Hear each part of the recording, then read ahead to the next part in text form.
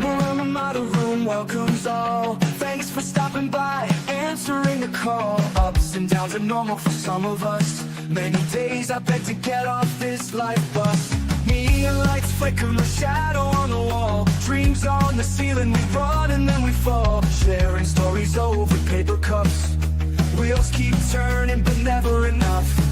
Life's a ride on a rickety old track. Holding on tight, never looking back. In the rubber Ramada room we confide. Laugh, cry, love in this crazy ride. Dusty postcards from the edge of nowhere. Heartbeats echo in the electric air. We tinsel tables lit out to we cry. In the rubber Ramada room we're all high.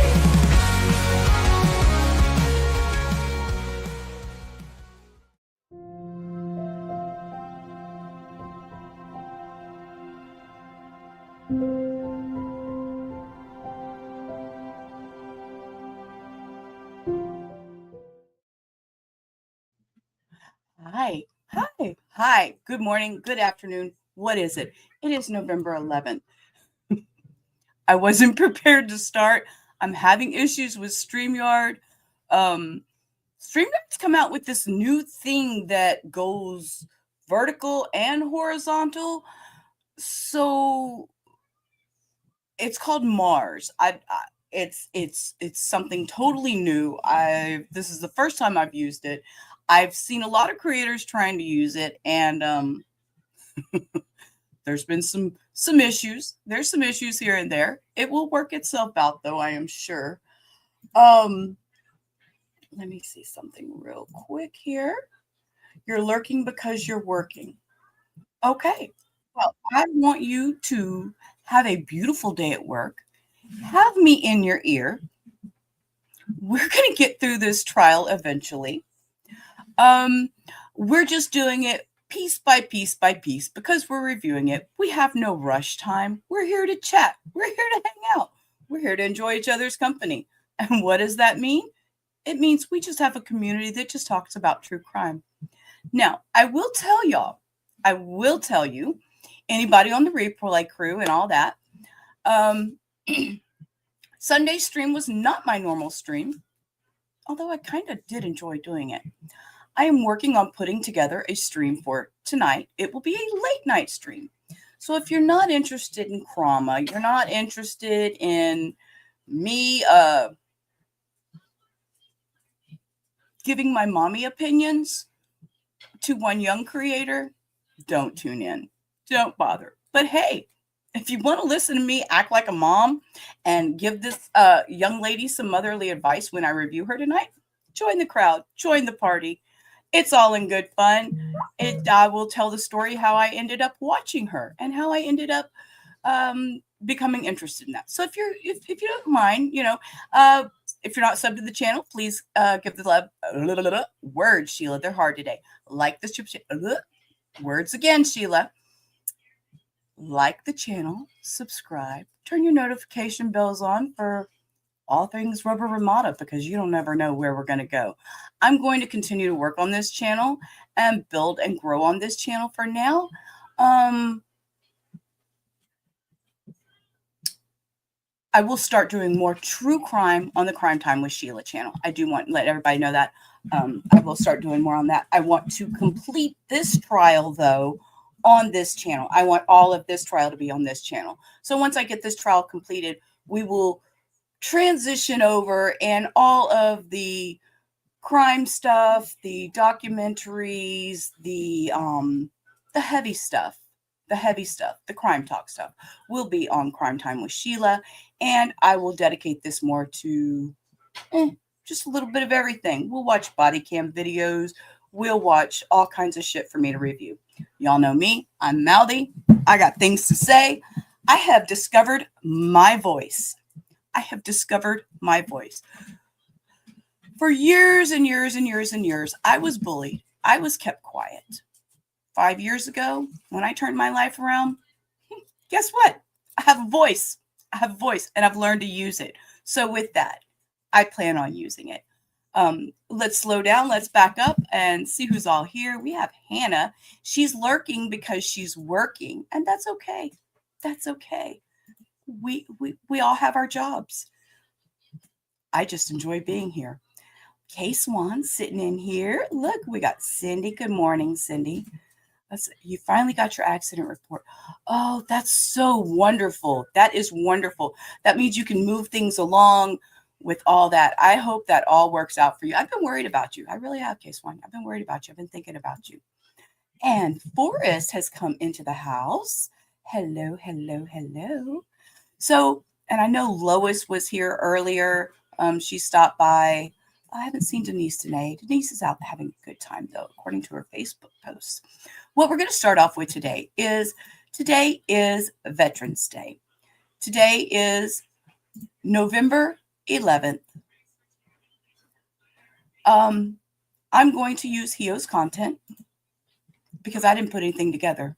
And Hio is the bomb, and she always has stuff. So I will drop this in chat. If you are not subscribed to Hiosandra Firelight, please do so. She is one of the best intelligent true crime creators out here. See, Denise is here. She was lurking. We just weren't going to tell you, but she was lurking. She was round and about. You're trying to heal from all this. I know you have, love. I know. And it's been what, a week and a half now? Almost a week and a half. I know. And it's got to be hard. It's got to be hard, but you'll get there. I told you it was going to be hard. Okay. So real quick, November 11th, 1918 was the end of World War I. It was also my grandmother's birthday. We were always told growing up, as a joke from my grandmother, that they stopped the war because she was born. So it wasn't always a running joke. So I always knew when the last day of the war was. I always respected it. I've always celebrated it. My father was also in Vietnam. So I do want to take a moment of silence. We will watch this video of Hio's. It is 1 minute and 46 long. And then we will jump into our trial. So with that, please take a moment. It has been a true pleasure to see your transformation into Marines. And I would be honored if you joined me in singing the Marine Corps hymn. From the halls of Montezuma to the shores of Tripoli, we fight our country's battles on the air, on land, and sea. First to fight for right and freedom, and to keep our honor clean. We are proud to claim the title of United States Marines. Our flags unfurled to every breeze, from dawn to setting sun. We have fought in every clime and place where we could take a gun. In the snow of our northern land, and in sunny tropic seas, you will find us always on the top, the United States Marines. Here's health to you and to our corps, which we are proud to serve. In many strife we fought for life and never lost our nerve. If the Army and the Navy ever look on heaven's seas, they will find the streets are guarded by United States Marines.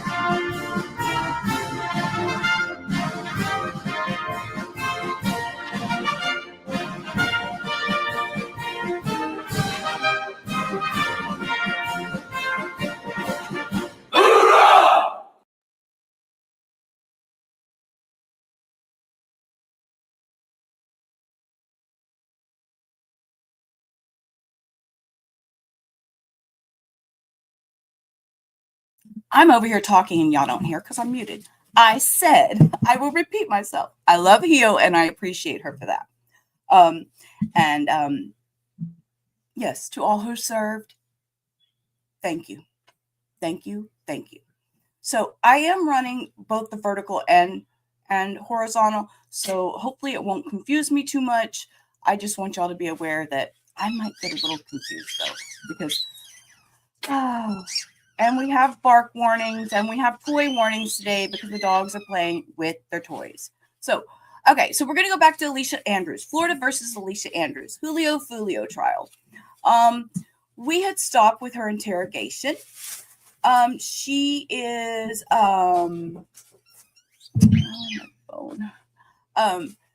she was currently in interrogation with her sassy little attitude that sure needed an adjustment. And me and my mommy mouth, I'm trying very hard to just say, okay, she's young, but we're gonna pick right back up where we left off. Actually, no, we're not, because I did rewind for like, I don't know, I rewound like 5 minutes just because anything we may have missed or overlooked. And let me put up let's see, is this the right one? Yes, ma'am, that's the right one. Okay, are you ready? Let's roll with it, guys. Sure, two cars did because you followed each other all the way down. It's crazy you don't get it. So, you know where the nicest picture is? Let me draw this, okay? You know where the nicest picture is? Okay, we're going to adjust the sound. Hold your ears, guys. I boosted and turned down, so us hearing impaired. That takes pictures of license plates, okay? The license.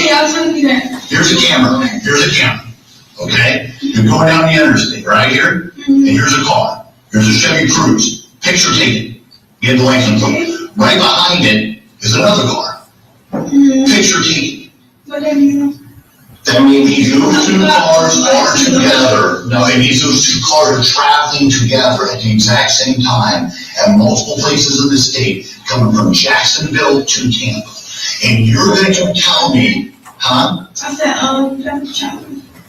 that make sense to you? The fact, if you see the black Impala, you never know anything about a black Impala. You don't know anything about a black car. Was anybody staying in your Airbnb that had a black car? You're not sure. Was there anybody staying in your Airbnb other than you, Zay, and Zay's little brother? Was there anybody else staying in that Airbnb? You weren't in the room all the time. You came out of the room and you went places. Was there anybody in that Airbnb other than you, Zay, and his little brother? Did you go into the front door of the Airbnb and let anybody else in another door of the Airbnb be in the back door? Did you go to the parking lot of Twizzlers with your boyfriend, Zay, and you decided not to go in the club? Because it's packed? Because it was packed? She went to the parking lot, decided not to go in because it's packed. It's a club. I'm sorry. Questions? Why would you go to a club and not go in because it's packed? Okay, that's sus right there. I'm just saying, from my point of view, that's going to be sus. Again, for all that are new here, hi, my name is Sheila. This is Rubber Ramada Reviews, where we go over all kinds of crazy content, whether it be trials or it be streams or it be cooking shows or anything. Just so you're aware. And I am mouthy, I am salty, I am sassy. So with that, we're going to go back to this, just in case anybody's new here, because I see some numbers kind of fluctuating in my background, just for the newbies in the back. But you're more than welcome to come on in and chat. Come on in and chat. We're friendly. We can easily, we're very opinionated. We all get along with our opinions. Your opinions don't have to match ours. And you're all more than welcome to chat in here. Just a reminder. Can you tell me why you were wearing a COVID mask in that parking lot? I'm sick, Mom. You mean to tell me? See, I don't go out. I don't do that. People can go out and hang out in a parking lot. I guess that's kind of like tailgating. Oh, before you go to the football game, you can go sit out in the parking lot and tailgate. I guess you can. I don't know. I ain't never gone to a establishment and not gone in. That's just me, though. People drinking, smoking. Can you tell me why you don't have a mask on in other places? You're in a car with a guy you don't even know in the McDonald's drive-thru and you don't have a mask on. That's not a bunch of people who are smoking.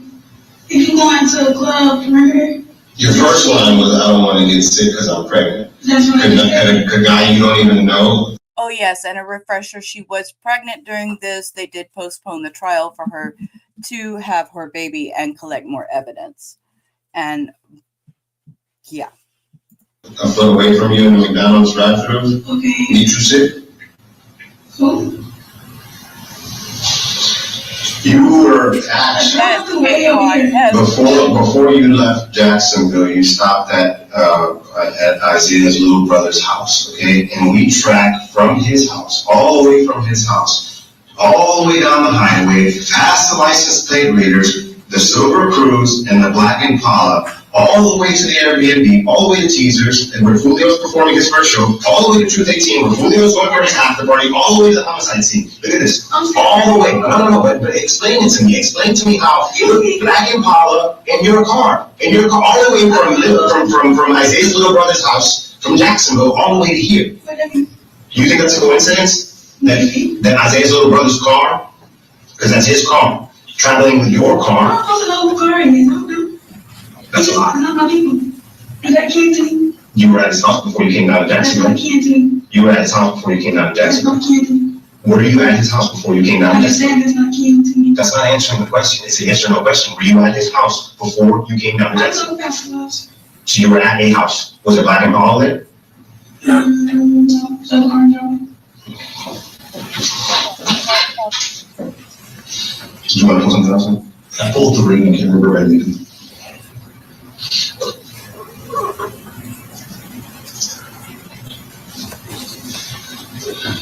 How would you see how important this was? I really do. I see it in the morning. I don't think you do. I didn't. No, you didn't. No, you don't. If you knew how important this was, you'd have tears coming down your face. You'd be telling everybody everything I that told happened. y'all. You're not. You're All not. I do is tell you that. Okay, this is everybody leaving Airbnb. That's Isaiah, right? He's talking to the Uber driver, right? Can you answer? Is that with you, your boyfriend?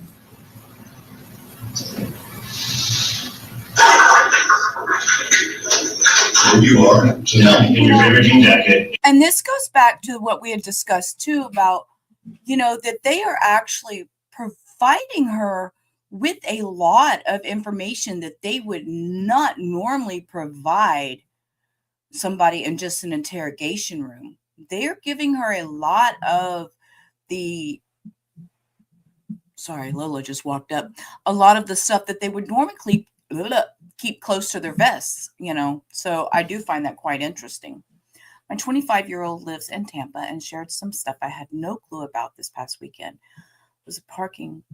One was a parking lot thing. Some never go inside, just gathering in the parking lot. Muffins comes in. I got questions for the baby girl. I want to know. And if anybody watches on, because I can see both streams that are going on, and because of my placement of my covers, if you watch on the vertical stream, which I can see on my computer, Lola's on top of my face. So if you're on vertical stream, hi, my dog's on top of me. That's why you can't see me. I'm under the dog. If you're on the horizontal stream, everything looks normal. And Lola, God bless her, she is right here on the cords under me. Lola, get out!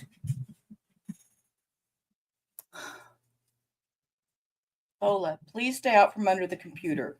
You're wiggling wires, and we can't do that. We can't have that. In your favorite jean jacket. Answer this honestly. Is that you Zay walking out there? Is that Zay in front of you? You don't know? Let's get you a better picture. He says, let me get you a better picture. Does it make it easier for you? Who's that? You're not gonna recognize that as Zay right now? Huh? I don't know. Well, being annoyed is going to be the rest of the day. Is that Zay's little brother? I don't know. He asked me the same stuff. Yeah, we're gonna ask you the same things because they're simple questions. I'm answering. No, you're not answering. You're not answering at all. Like the part that I'm struggling with is how I'm gonna explain to your mother and your father that you want to throw away your life per se. No, you are. You're looking down the barrel of a first degree murder charge. Oh my God, are you serious? Yes. Listen to me. You don't understand what's gonna happen after we walk out of this room. You're not going home. No. I don't think you're not going home. Do you think you get a bond on first degree murder charge? Do you think you get a post bail? You don't get post bail. So this is a process, and this is how it plays out, okay? So when you get charged with first degree murder, you have no bond. You go to jail here, and then we transfer you to Tampa. And then you sit in a jail in Tampa between 2 to 4 years. During those 2 to 4 years, you're waiting for trial. Generally, you get assigned a public defender because you probably don't have money for a real attorney, because a real attorney is about $200,000 for a case like this. Just what it costs. Then you go to trial. And then in trial, we show the video of you at the 2 places, the only 2 places in Tampa that Julio goes to.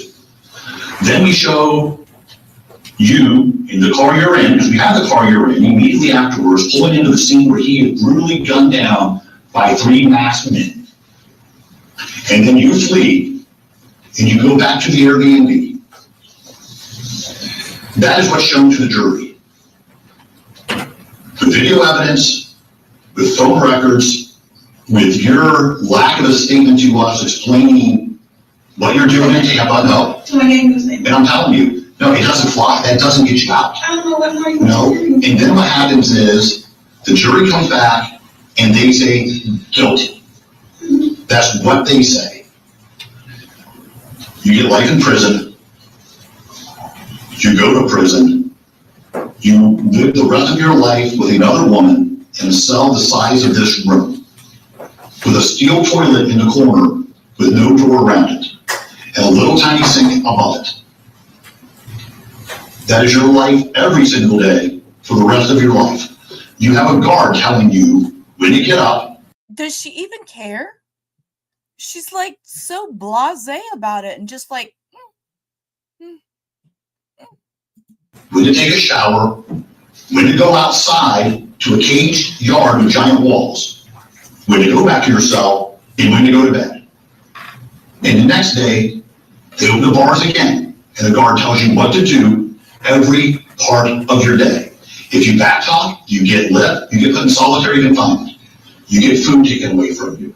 You have no freedom again for the rest of your life. There's none. So whatever you did today, I hope it was fun. I hope it was the most fun you have ever had in your lifetime, because you're gonna need those memories to carry you through the rest of your life, because you won't make any more memories after today. So they said, does that make sense to you? But they said, I'm gonna try to connect with you a little bit, okay? I've got 2 daughters, right?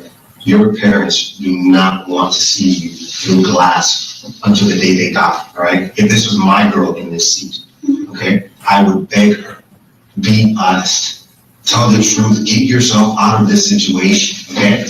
Because at the end of the day, we have to go in front of the jury. We get to tell our story, and then your story is what you're telling me here right now. Who do you think the jury's gonna believe? I went down, I don't know what car I went down in, I don't know really where we went, you know, we really want to go in here, you know, I only did this. No, your story, listen. I'm trying to figure it This is your one opportunity, so this is, if you don't care, I get it. If you're the type of person that can participate in a ruthless murder, whether the guy deserved it or not, okay? No, but that's the thing, just because you don't pull the trigger doesn't mean that you didn't participate. Okay. You obviously don't give a shit then. did you see Julio in that parking lot at all? No. The car was in line, looking straight at him. Communication was made to the other people. Matter of fact, we had your car following the 3 cars there. Let me tell you how this goes, because this is all on video too. You drive up past the hotel, you're heading north, you might not know directions, I get it, okay, you're not from Tampa. The 3 cars do a U-turn. You and your boyfriend make a right U-turn. Then you do a U-turn, and you make a right, you park at the Embassy Suites. Then you wait at the Embassy Suites. Then, at a hotel parking lot, just about 10 seconds away from where the murder happens, okay? Then the black Impala comes out. The Chevy Cruze comes back out to the road, guns it to get to a light turning red, and then turns into the parking lot. That is the car you're in. I don't think you understand how much evidence we have in this case against you. You're going to get convicted. Your confusion, Can I ask you a question? No, can I ask you a question, okay? Let's put all this to the side for a second, all right? I'm telling you, okay, that there's enough evidence here to prove that you participated. So I'm not going to argue or debate. We're not going to ask you, you're going to ask me how or why nothing. I'm telling you that there's enough evidence here to prove that you participated with Zay, with his little brother Sean. I've already got the other two Murphys identified. I know the cars. I know your every move. I've got video of the whole thing. I've got all the cell phones. I've got everything that I need, okay, to prove that you're guilty in this group, okay? I want to know, okay? Are you prepared? Are you prepared for this? Do you understand the severity? You're going to get convicted. I'm going to prove that you were guilty with this group. That's done. What we're offering you right now is an opportunity. An opportunity, because you know what I'm looking at? I'm looking at a young girl who's never been arrested before, who may or may not be about to be a mother, okay? And that story plays well for the jury, who may or may not have been dragged into this gangland bullshit by somebody who obviously led her astray, who she loved, and led her astray. That's what I'm looking at. You have an opportunity to be honest, okay? And put your story, the real story, on the record, to the point where that jury might have mercy on you. The people who judge you might have mercy on you. I'm not here to debate whether you're in this or not. You're in this. We've already proven that. You're in this. I'm here to give you an opportunity to put your side of the story on the record, to give you a chance. So my curiosity right now, is she going to say anything in this interview? Looks like right here at the end, she might say something, and then they're going to get in Texas, and then she's going to get on the stand. So I find this interesting. After this interview, we're going to review some of the text messages and stuff, and then after that, the defense rests. I mean, the state rests, and that's kind of what I'm interested in getting to today, is the state resting and her side of the defense starting, because I need to get there. I need to hear more of what she has to say. You don't want to live with this, okay? You don't sure shit don't want to live with this in a box the size of this room for 30 years. Your hair getting done, your nails getting done, going out to the club, being with your friends, Thanksgiving dinner with your parents, all that shit is gone. This is it. Well, for 30 years. I'm not here to argue with you on whether you're in this. You and I both know you're in this. I gotta ask, are you gonna take the opportunity to give yourself a chance to be honest? So you saying I'm gonna say lying? Yes. Yes. I'm calling you a liar. Yes. It tells the I'm truth. gonna say I'm not lying, but it's not lying. Okay, it tells the truth. Because you didn't tell us the whole truth, did you? I did. No, you did I not. don't know the place, I said places. I'm telling you right now, your life is going to forever change and you're never going to be able to get it back. I mean, never. Your parents love you. They were trying you, were blocking you. Do they love you? Oh, you asking? Yes, I'm asking you. Okay. Do your parents have a lot of money? No. Okay, I can tell you what this is going to do to them. It's going to bankrupt them. This is going to bankrupt your parents. Anything your parents have tried to save is going to be gone. Do they own a house or rent a house you live in? Do you know that? Okay, they're going to have to remortgage it for you. That's what they're going to have to do. You know, just as a random thought, just y'all, my mind works in mysterious ways. She was groomed, obviously. She was with this group of people, and saying she was groomed, what meaning in my eyes would be she followed along in what these men told her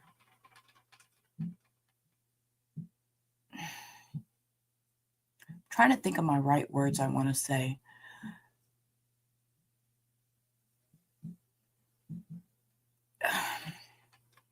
Had she not followed this group of guys, where would she be? But we haven't gotten to her text messages, so I'm not sure if she was not groomed and maybe she had more involvement. Maybe there is more that we don't know yet. That's why I'm interested in listening to the text messages and stuff, because I want to know what they communicated to one another to make her feel so comfortable with this situation that just happened, that she could sit here like this in front of these officers and be so casual about it and act like she did nothing wrong, like there's no consequences that she will ever have to pay for what has happened. Second guessing, I'm not sure about groomed. What I need to know more about her involvement before I could say anything like that. When I think groomed, I think the Celeste Rivera case. I think Maddie Soto case. My mind goes to that when I think of grooming. This, now that I said it out loud, maybe not so much. Maybe not so much. Remember the gang involvement. So she's blind to what the loyalty and trust is. So would that be part of grooming? Grooming to the gang lifestyle? Maybe? I don't know. My mind's thinking out loud. Excuse me. They're going to have to remortgage it for every cent they can get out of that house. They're going to spend every cent they have trying to save you. It's all going to be in vain because it's not going to save you. But they're going to spend every cent they have anyways. You're going to ruin your parents' lives. They will never recover from this at their age with the financial burden that you're going to cause them tonight. The only thing that has a... You see her looking away, not even... And she has no clue. What if her parents didn't? Just out of curiosity. What if her parents didn't want to financially support her? Okay, let's look at what Cindy said, because Cindy has a lot of good answers. Yes, grooming, conditioning, that type of mindset. Young and dumb as fuck. Okay, makes sense. Yeah, it's a conditioning. So I guess, yeah. But what my thought on this is, what if her parents just said, you know what, child, you are on your own. You have screwed your life up. I'm washing my hands. What if they didn't financially support her? How would she feel then? This looking to the side, not giving a shit. You know?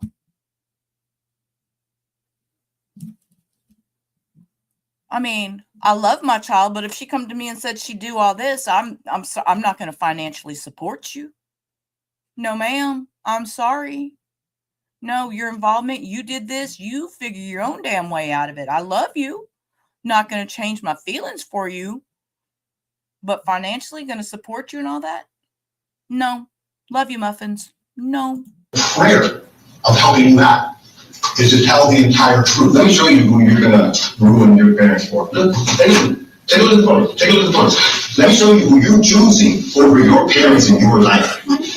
Only one person out of this group even remotely stands a chance to get away from this at all, in any shape, with some kind of, mercy, any hope. There's only one person. And you're going to throwing your life away for these people that he's pointing out on this little computer screen, saying, this is what you're trading your parents for. Your life with these people on this screen right here that he's pointing out on this computer screen. Your trade. It's the squirrels, Lola. Lola, calm down. It's squirrels. When the weather changes, I have a fence outside my window right here. Y'all can see every time this damn curtain moves, there's squirrels that run down my fence and sets the dogs off. So, bark warning. These guys, they're all fucked. We know about their history. We know about what Zay's been doing. We know about what his little brother's been doing. We sure shit know what these gentlemen have been doing. These are the people who you're getting ready to ruin your parents over and throw away your life for. That's really how you ride? These are people that you want to ruin your parents for and throw away your life for? I know, no, that's a lie. I know you know that, okay? And exactly, she's also pregnant. So she's also ruining the life of the child that's growing inside of her. I have another subject up. I'm going to squirrel for a minute because it's my stream and I can squirrel. I'm going to squirrel.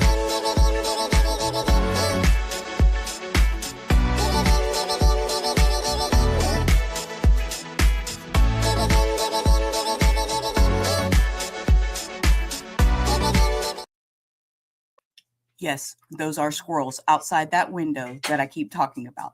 Those are the ones that peek in through my window on my fence. So with my squirrel moment,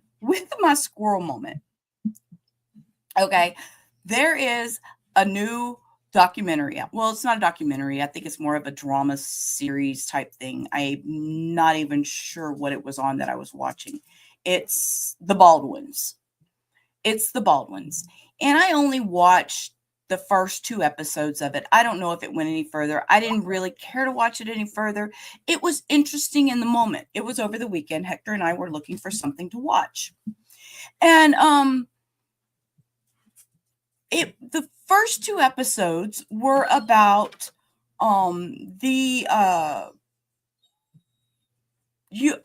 if any of y'all, most of y'all are into the true crime genre, the first 2 episodes of the Baldwin series was the initial 2-3 weeks, if I remember correctly, up before the trial was fixing to start, is when they started recording his family. And my problem, which I had thought about at the time, and I understood and I knew he had 7 children. And it was an accident. There's accountability issues. I understood all that in the Baldwin trial with the Rust movie series and all that. And this documentary kind of follows right before he goes to trial. And my concern at the time of the trial was thinking the mental health and protection of his children, because that's where my mind goes. I worry about the mental health, the protection, the children, how are, again, just like with this woman sitting here, she's with child, not a care in the world. Back to my thoughts about the Baldwin series was that they showed them living their normal life. They didn't. The children were aware there were some problems. But as parents, they had to go on living their daily life.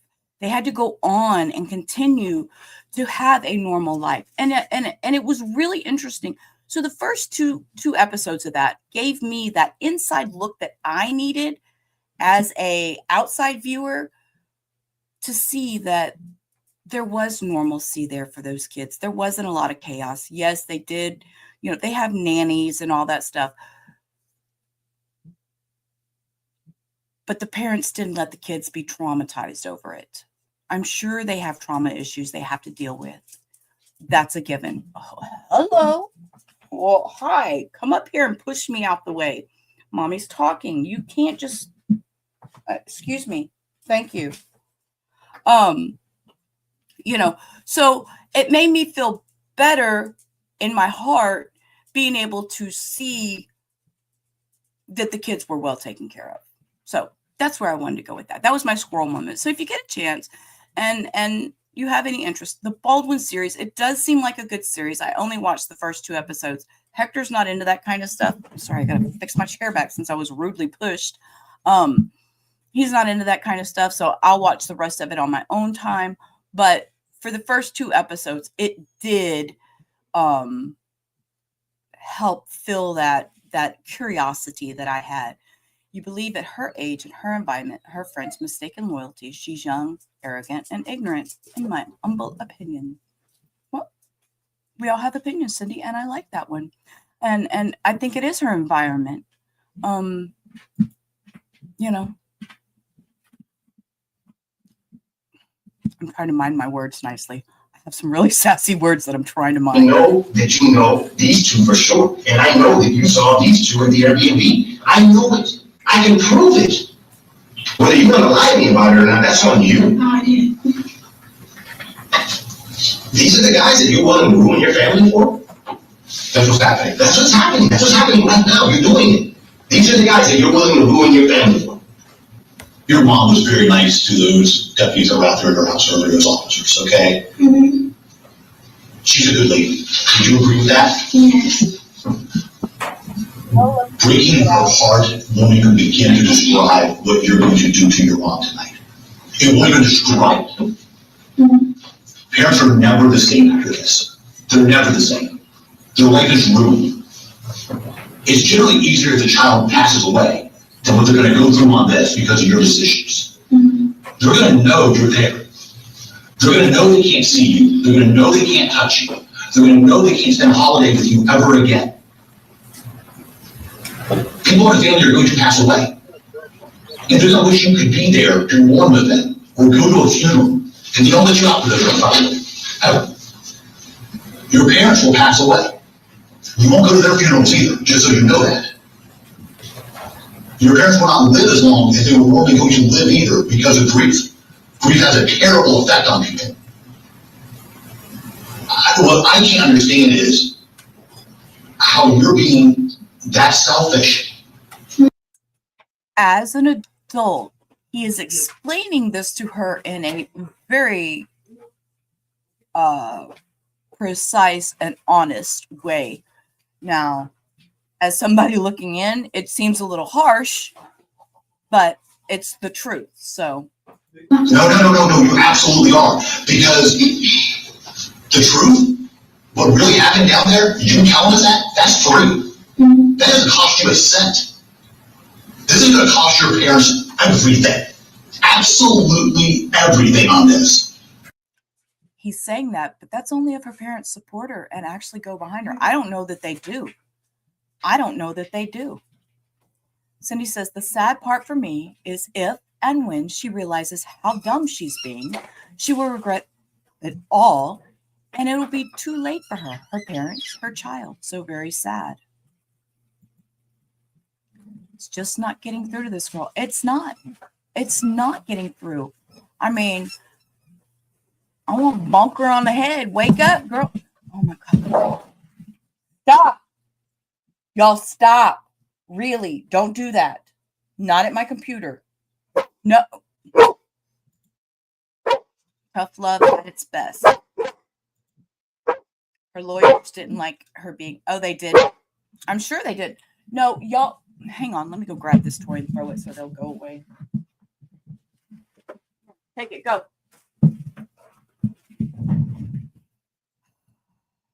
Her lawyers didn't like her being interviewed. Oh, I'm sure they didn't. And she didn't ask for a lawyer. She just sat there and talked. So They don't get back from this. So the only reason that we're telling you all this is because we know that you don't have experience with the legal system, okay? You have no idea. You have no idea how this works, so that's why, don't speak, listen, just listen, please, I'm begging you to listen to me, okay? You have no idea how this process works. That's the only reason we've been laying it out, because these are the realities of how this process works, okay? And I personally feel like you are a bad person. You have never shot somebody. You have never stood over somebody and executed somebody. You have never pulled the trigger on a gun to kill somebody. So I think that there's still a chance to save you. Some of these other guys, there's no chance. There's no chance. They're done. They're past that point. But I still think that there's something in you worth saving. The question is, do you want to save yourself?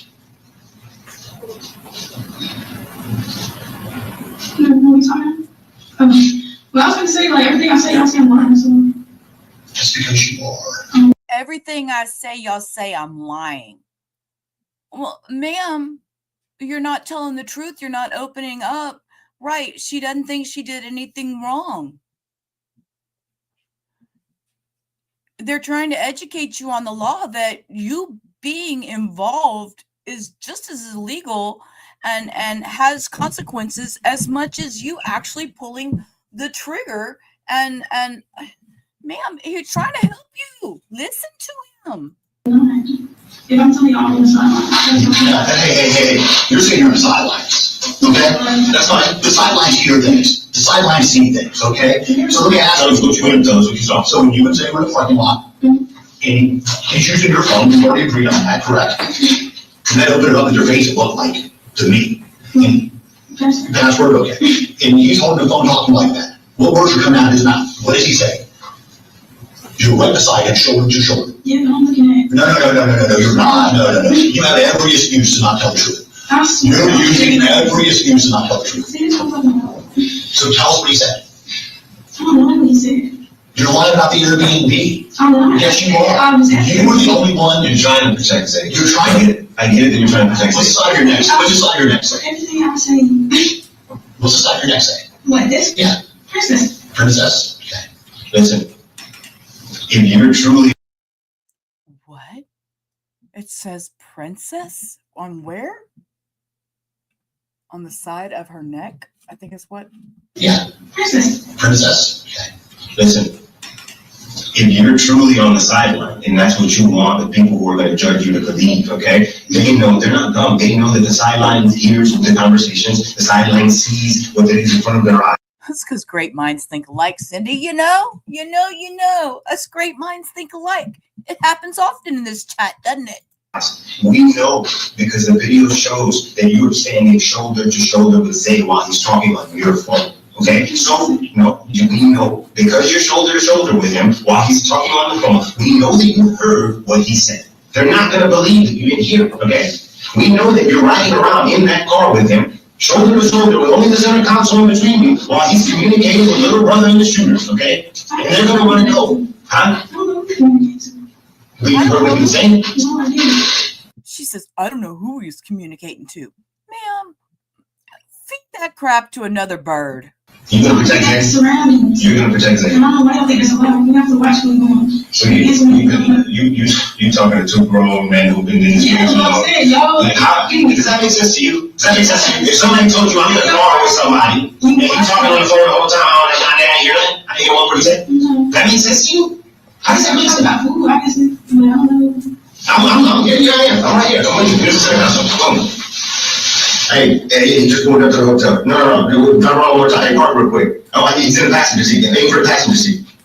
Did you hear that? Did you hear me see that? You didn't hear me see that? This fucking... I love this officer. Oh, that's hilarious, y'all. You didn't hear me say that? Oh. Hey, just going up to the hotel. No, turn around one more time. Hey, park real quick. Oh, he's in the passenger seat. Aim for the passenger seat. Did you hear that? Did you hear me see that? You didn't hear me see that? It's a game, Chief. It's a game, Chief. It's sad, man. It's sad because this isn't a game. This is real life. It's happening right now. This is real life. This ain't no TV shit. This ain't no shit you need to walk away from. The problem is you can't even say that you heard it all. You just weren't part of it. You can't even say that to us. I'm saying, I heard what? The entire stalking, following, and assassination of Julio. Okay, following, tracking, doing surveillance. So by chance, you show only two places Julio goes to in Tampa. The only two? The other places everywhere I go. No, they're not. We're from Tampa. That is not the first time we go. Teasers is. You don't know, like- Hey, let me tell you what Teasers is. Probably the shittiest little strip club in Tampa. The shittiest. He said Teasers is probably the shittiest strip club out there. Sir, don't degrade the businesses. They got to make money too. Okay? That's not where everybody goes. Like, literally, nobody goes there. Then you went to Truth 18. I don't know days. Nobody goes to a private party that night. And nobody knows it. You see, only two places Julio was at. He didn't go anyplace else. And then he goes to the hotel. And you and your crew go in, and you literally... No. There's no place in Europe. You and your crew goes there. Your crews, the Impala, and you like that being alone. And you want the jury to believe That you were only in the parking lot before Julio died because you were lost and had to turn around. How's she gonna get out of this? This is just, her hole is getting so big. She's not gonna get out with a fucking ladder. Has to do with you facing a murder one charge, 30 to life in prison. That's what that has to do. What do you mean? What does that have to do? You're in the parking lot in the car with Zay. So I can't be in the parking lot. That's correct. You can't be in the parking lot with Julio. You gotta get gunned down. I gotta do this though. Okay, it's a game, man. Yeah, it's a game. It's not a game. Oh boy. So you're too blind. No. You're way too blind to see that this shit is real. And this shit is real. And you only have one way out of this. You have the only card to play out of anybody. Because we're not. You think, because you know what might end up happening, right? When we bring you all in, right? One of the other guys might try to take a deal, right? And he might try to be the first to go to the state and say, "I'll give you everything for mercy. I'll give you everything for mercy." That's what one of them might do, okay?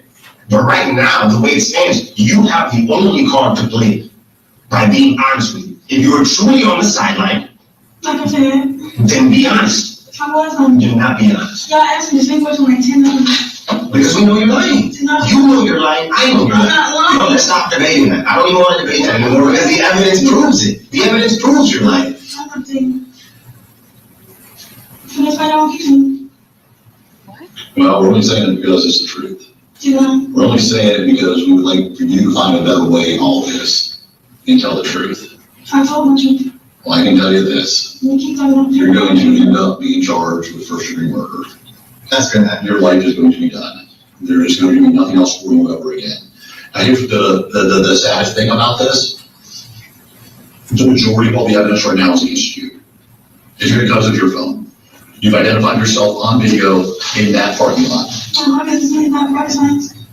Obviously, it's not wrong against you, but now But here's the problem. Because you're in that parking lot. Enjoy my time with everybody else.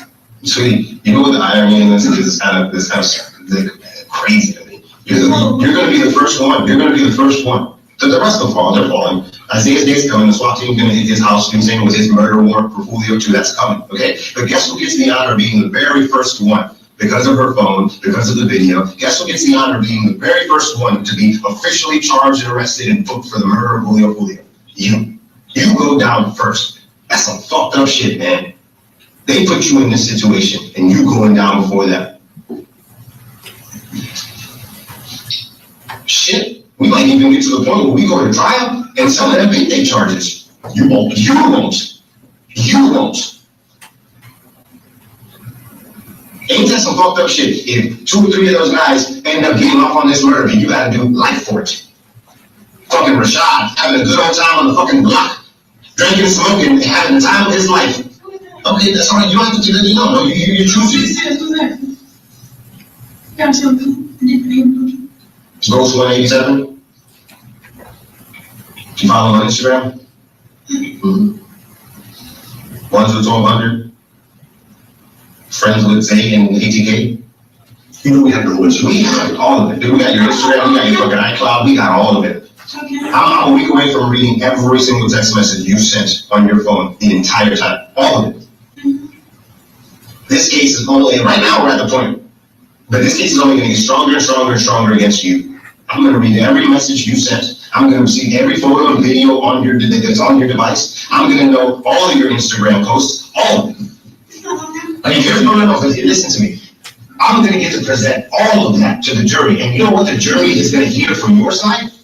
It's happening right now. This is it. This is your moment. The only thing that the jury is going to get to hear from you is what the story you're putting down here right now. Let me break it down for you one more time, just to see those. So you send Rashad's girlfriend an Instagram message that you need to. You should use picture. Do you make arrangements to try to book the Airbnb in I Tampa? was his girlfriend. I didn't text his girlfriend. No, you Instagram message. No, I did not. An Instagram message came from your account. So how do you know you didn't message his girlfriend if you don't know Rashad? How do you know who Rashad's girlfriend is? No girlfriend. We just said, okay. Girl, I No, don't but have a girlfriend. That's what I'm saying. I'm just going to throw a couple facts out here for you, okay? You sent an Instagram message to a woman who is the girlfriend of Rashad. Whether you know Rashad or not, doesn't matter. You sent Actually, it doesn't even matter who is not a friend or not. It doesn't matter who. You sent a message. You sent a message asking for Airbnb to book in Tampa. And Airbnb, listen to me. I don't care. It doesn't mean it's regardless. You're missing the point. You sent a message, okay, asking for an Airbnb to book for us. Those are the specific ones. We need you to book us, right? So you and multiple people, right? And then when the Airbnb gets booked, we find out. That's fine. I'm tired of showing this girl because that's fine. You made arrangement for an Airbnb to be booked for us, right? And then at that Airbnb, we have the gentleman who was driving the Impala, Isaiah. We have Isaiah's little brother. You know, you let the gang in through the back door. You don't see how helping arrange an Airbnb, opening the back door for them, allowing Isaiah to use your phone. You know what I'm saying? Putting on a COVID mask while you're at all the locations that Julio's at. You know what I'm saying? You were within line of sight. The video proves it. Julio's car is parked in front of teachers, and you're within line of sight. You and Isaiah. And, you can take our handcuffs over because you don't need to give me water or anything. You're fine. Look, everything else has been happening still on that side. I just want to stick our head in, but keep our head on. Sounds like. Yep. Okay. They're going to go on a break. Yes. They're going to go on. I'm sorry. I keep touching my ear. My ear is hurting me today. I'm having trouble with my right ear. Okay. They're going to go on a break. And when they come back. And we come back. We are still on with Detective Benjamin Bowles.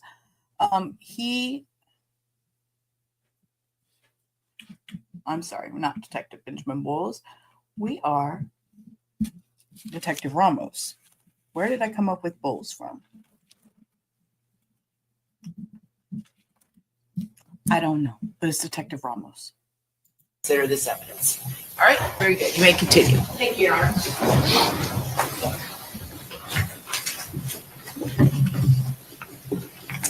Detective Ramos, are there different strategies and tactics that you are trained on when conducting an interview, an interrogation of a homicide suspect? Yes, many. During the course of that interview, we saw that you showed several videos and pieces of actual evidence from the case. Is that correct? Correct. What sort of strategy or tactic were you taking when you were interviewing the defendant, in this case, Miss Alicia Andrews? What I was trying to do was provide as much information for the defendant to be able to make an informed decision in her thought process. I didn't want to exclude anything and not have her have all the pieces of the puzzle before she made her decision in what to say. And what was the date of this interview again? July 9th, 2024. So still very soon in this particular investigation, is this correct? Yes, we were still getting stuff in on a daily basis. And as of the date of your interview with the defendant, had any of the shooters, the ones carrying the firearms, been arrested at that point? No.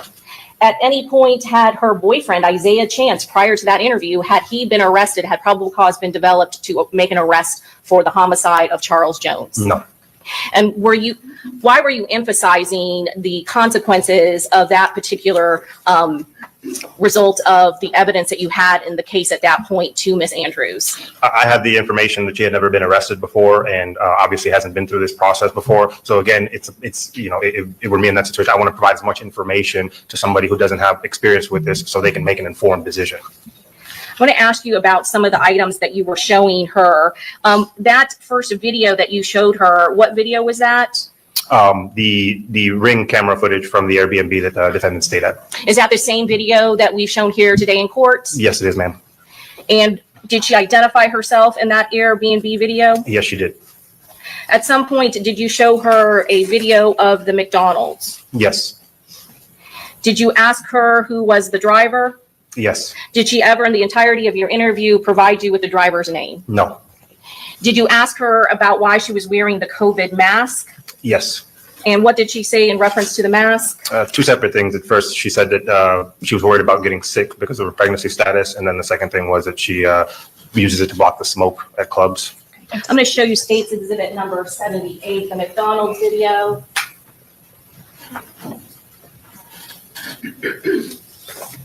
At some point, did you confront her with being in the drive-thru with a car at the McDonald's? Yes. Who's that at the window in that silver Chevy Cruze? Co-defendant Davion Murphy. Okay, can you take a look and watch what he's doing?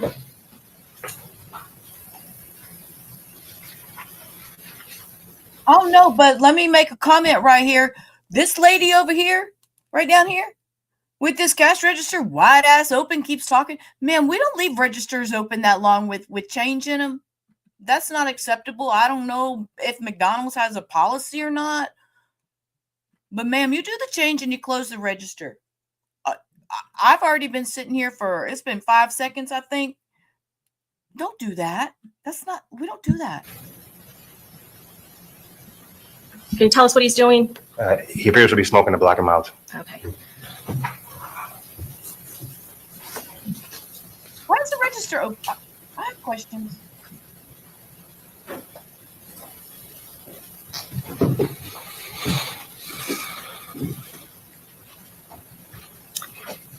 Did you also ask her about the teasers video? Yes. And specifically, was there statements made during that interview about what she did when she was there? Yes. Okay. What did she say specifically she was doing there? She said she went to the Teasers Club potentially to patronize it, to go inside, and claimed that she went up to the bouncer at the front door, asked how much it was to get in, and after hearing the price, they decided not to go into the club. Did you confront her with the video footage at the Teasers video? Yes. And after you had told her that she never did that, did her reason change as to why she didn't go in? No. Did you also talk to her about the Truth 18 video? Yes. And what was the reason why she gave for not going into the Truth 18 video? I'm glad somebody else says that besides just me. It's just me being observant. And it really caught my eye that it just was just the whole time. It just wide open, her walking around, talking. It's just my observant eye. That Isaiah Sanchez doesn't like packed places. But she also claimed to have gone up to the bouncer and inquired about going in there as well. And did she ever go into the Truth 18, up those stairs that lead up to Truth 18? No, she did not. Have any contact with any of the bouncers or employees that were inside of the Truth 18? No, ma'am.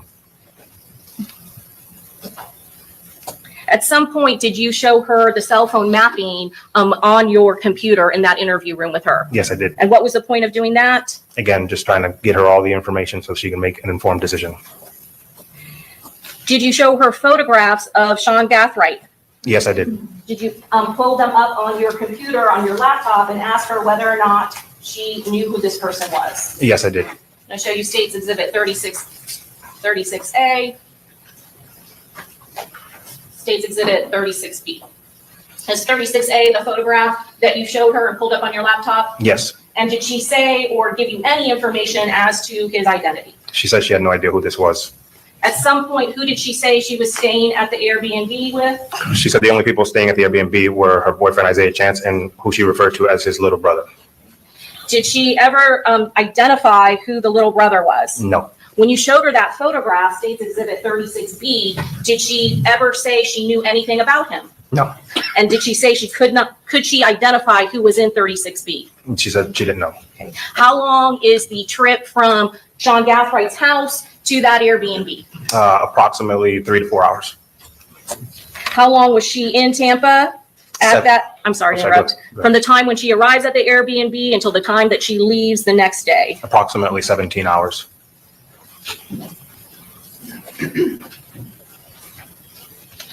Yeah. Okay, so we've seen this stuff. They're reviewing it. It's already been brought out. So we're going to fast forward a little bit. I'm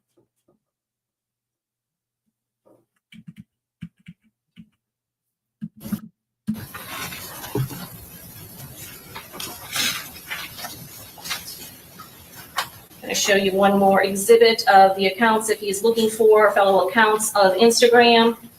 And this one is dated June 14th, 2024 at 15:16 UTC. Do you see that he is selected to view an account called Gutta Zay? See that down there? Yeah, correct. The timestamp for the gut I believe, was 6:15. Okay, I apologize, 6:15. And we had just previously seen the Instagram records and accounts for Isaiah Chance, is that correct? Correct. And this is a account that he was viewing at that time? Correct. And what is the selected up here for the search results? Art of War quote.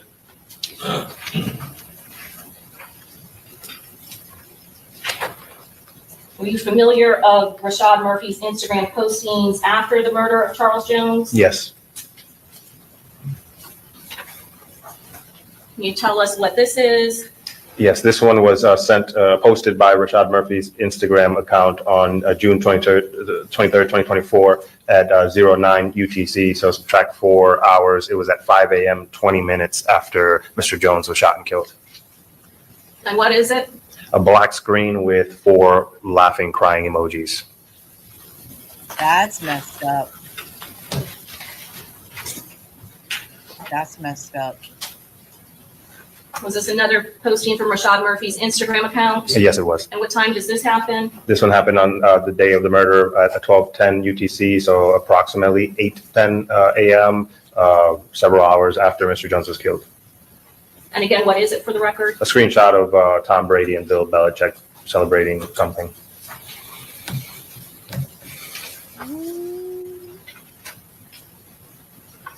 And when was this posted to Rashad Murphy's Instagram account?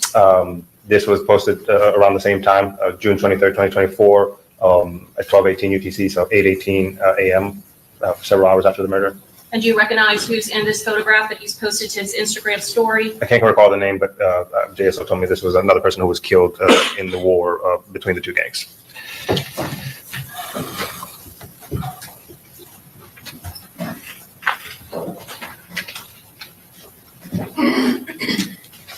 This is another posting from June 23rd, 2024 after the homicide. Yes. What time?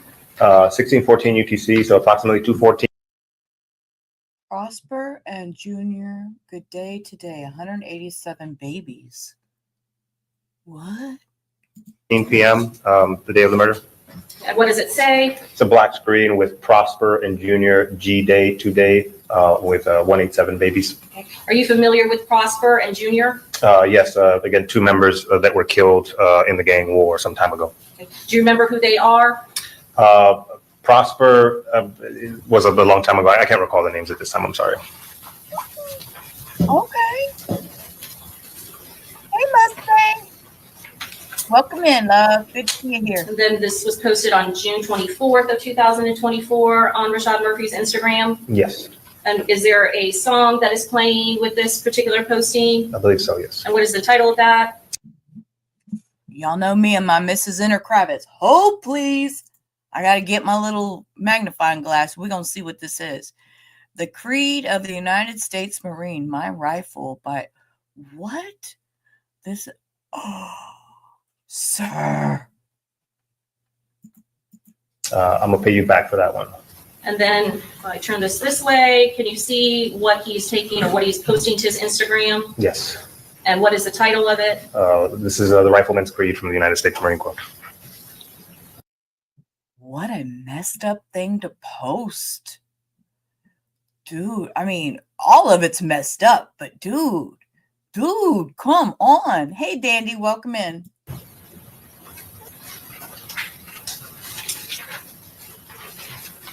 When was this posted to Rashad Murphy's Instagram? June 25th, 2024, 022 UTC, so it would have been approximately 8:22 p.m. on the 24th, the day after the murder. Okay. And again, is this another song he's posting to his account? Yeah, this is J. Breezy's Psyching Out that was released post the murder of Mr. Jones. Okay. And are you familiar with who J. Breezy is? Yes, I am. Who is that? Jacory Rivers, a prominent 1200 rapper, a rival gang member of the victim. And again, this goes back to the drill rap that we learned about 2 weeks ago when we started this adventure of Alicia Andrews. The drill rap, again, was them dissing each other after killing one another. And the day after, they're already putting out more. Y'all, this shit is unacceptable. I'm so glad this isn't. Shut up, Sheila. And then when was this posted to Rashad Murphy's Instagram account? June 25th, 2024, around the same time. Okay, and another song that he's posting to his account? Yes, this one's from WAPO with the Choppa, another prominent 1200 gang member.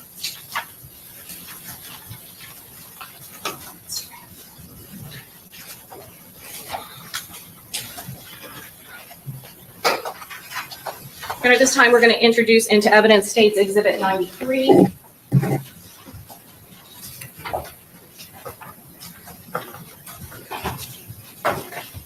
Any objection? Admitted. Detective Ramos, did you obtain the Cash App records of Isaiah Chance? Yes, I did. I'll show you 93. Again, is this the business certificate saying that, certifying that these records are kept in the normal course of business? Yes. And did they send you the driver's license of the individual that set up the account? Yes. And is that part of what you received in return when you requested the Cash App records? Correct. And who does that belong to? Co-defendant Isaiah Chance. Did they provide you the front and back copy that they took to set up the account? Correct.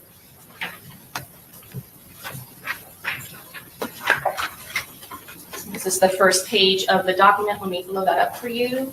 Can you read that?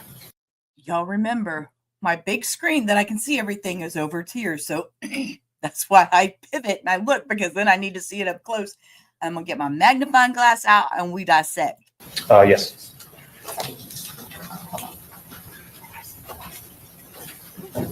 Oh, look at that.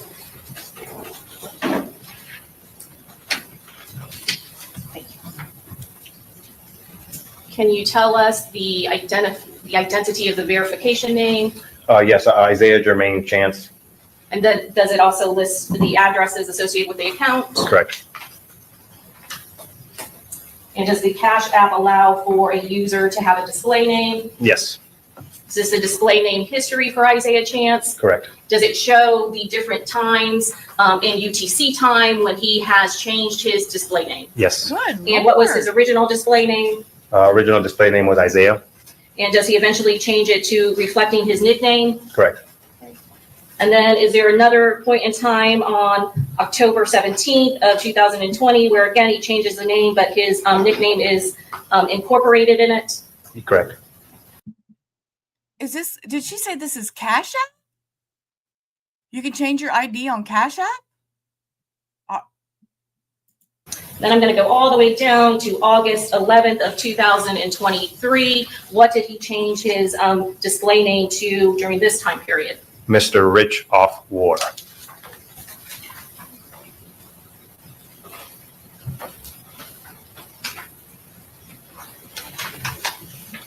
When you looked through these records, were there any Cash App that were made that was of note to you that is involved and relevant to this case? Yeah, so what I found out from these records were that the Cash App account linked to co-defendant Isaiah Chance made a purchase with Airbnb for $361.16 on Saturday, June 22nd. You can go to the left, you can actually see the exact date and time, which Try to corresponds. blow it up so Yeah. everybody could be able to Sure. see it. Can you give us the time right now? Yeah, so that purchase was made on the Cash App card at on June 22nd, 2024 at 7:54 UTC, approximately 3:54 a.m. And for the amount? $361.16. And to who? Airbnb. Corresponding with the Airbnb in Tampa? Correct. I've had one, but I don't ever use, I use it very rarely. And it's usually because I have to help somebody with something that doesn't have cash. And I mean, I have one and it goes directly to my bank account, but I didn't know you could change your ID. Like I said, you learn something new every day.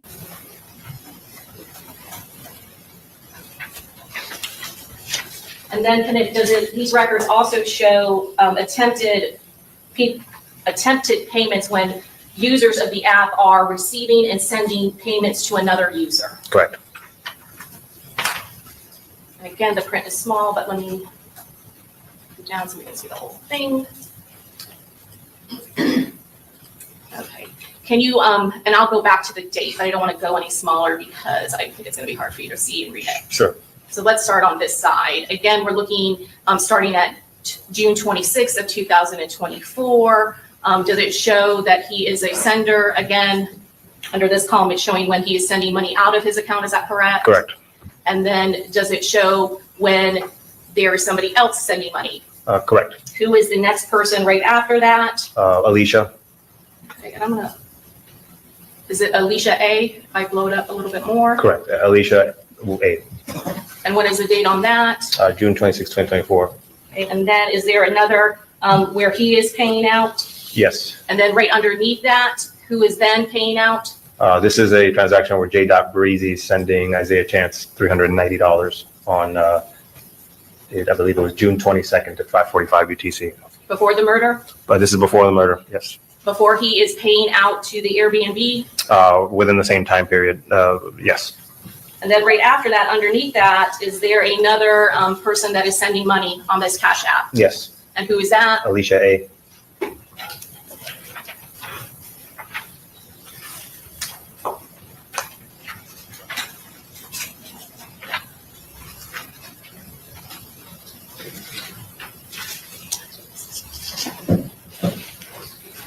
And was there a cell right extraction from Alicia Andrews' iCloud account? Yes. I'm going to show you authority and evidence 76B. And this was found under her extraction report under a category called transfers. Is that correct? Correct. And can you give the date and time here of when this is occurring and convert it to Eastern Standard Time for us? Yeah, so this one is 6/22, so Saturday 22nd at 8:52 a.m. UTC, so approximately 4:52 a.m. Saturday the 22nd. Again, that's before the homicide. Correct. How much is the amount that is being transferred from Mr. Richoff Ward to her? $29.46. And then I want to ask you about the second column. When is the date and time of this transfer? 6/22/24, 3:15 p.m. UTC. And who is that to? Charmaine. Okay. And is that the same way Charmaine Steiger spells her name? Correct. And how much is the money for? $15. And who is Charmaine Steiger again? The girlfriend of co-defendant Rashad Murphy. I'm going to show you authority and evidence. We should have made a short out of that. I should go find that and make a short out of that.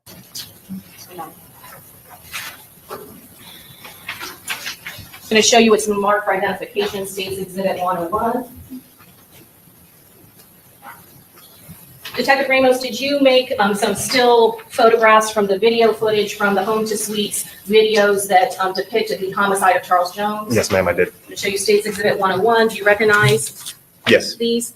And are those exact still photos that came directly from that video footage from Home to Suites? Correct. Your Honor, at this time we introduce into evidence States Exhibit 101. Okay, admitted.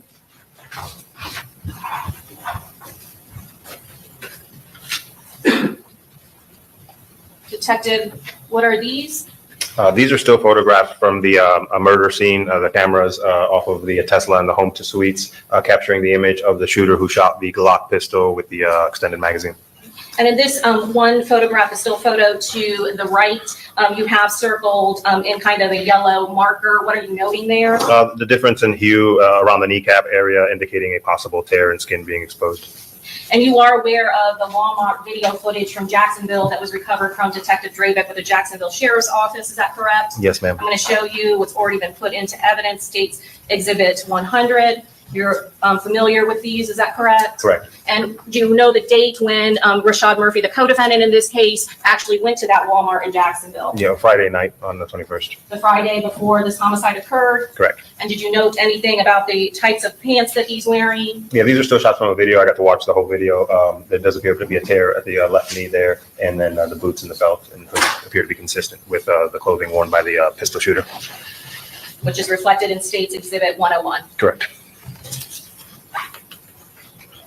I'm going to show you with the marked for identification, States Exhibit 90B. Is that a fair and accurate photograph of the defendant that was taken after the incident? Correct. Here at this time, we'd introduce into evidence States Exhibit 90B. Any objection? Okay. Admitted. This photograph was taken in Jacksonville, is that correct? I'm showing you 90B. It's a booking photograph. I'm not sure if it's from Jacksonville or the Hillsborough County Sheriff's Office, one of them. Detective, did you take, we talked a lot about the cell phone records of Isaiah Chance, of the defendant, and of some of the co-defendants. Did you also, as part of your investigation into this case, obtain the cell phone records of some of the people that were with the victims group, Charles Jones? Yes, I pulled call detail records for some of them. Okay, and I'm going to show you it's been marked for identification. And did you do a subpoena in order to get those records? Yes. I'm going to show you State's Exhibit 113. Is this a photograph? I'm not a photograph. Is this the records belonging to Aaliyah Albritton's call detail records? Yes. Your Honor, at this time, we introduce into evidence State's Exhibit 113. Any objection? Okay. Admitted. And the first page of the records is that the business certification saying that they are kept in the regular course of business. Correct. And this phone number, is that the phone number that belongs to Aaliyah Albritton? Correct. Why did you obtain the call detail records of Aaliyah Albritton? To investigate her.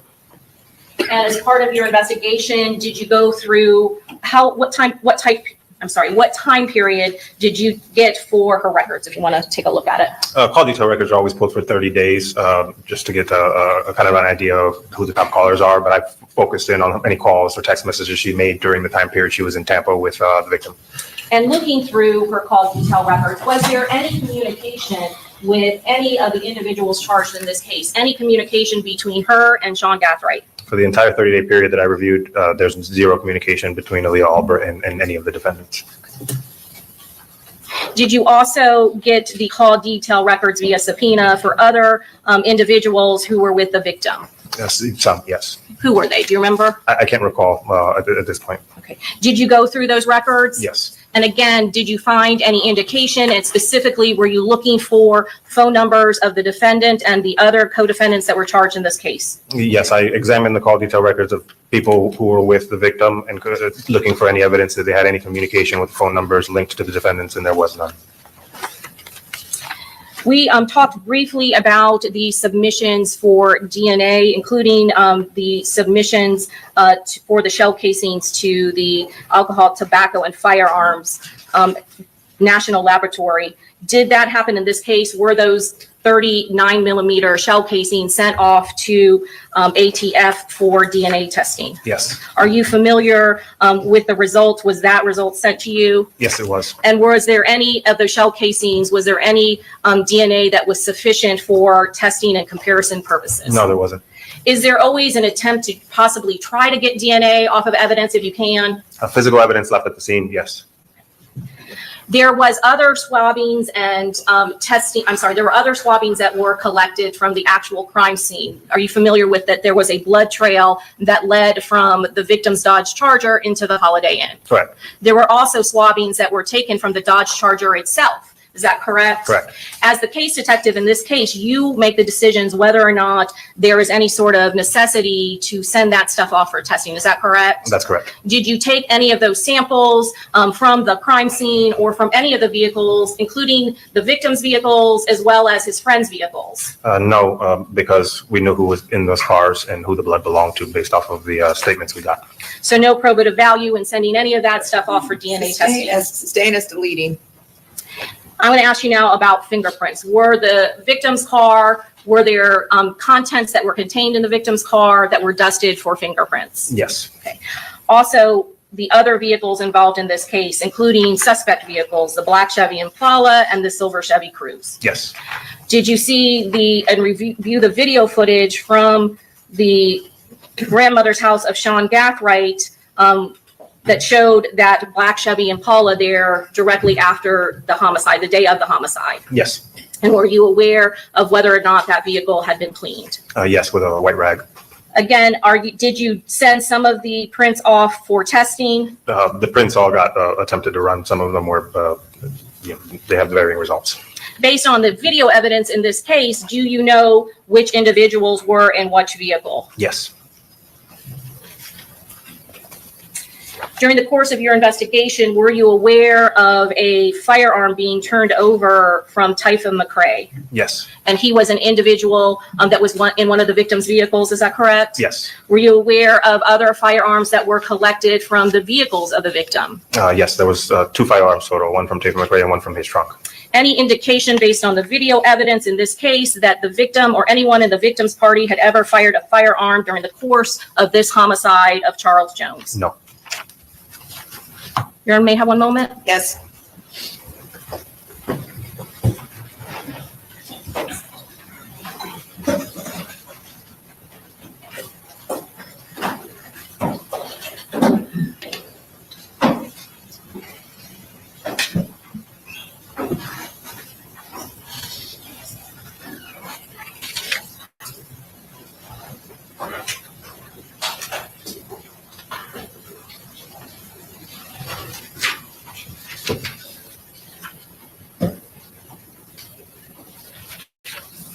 Okay.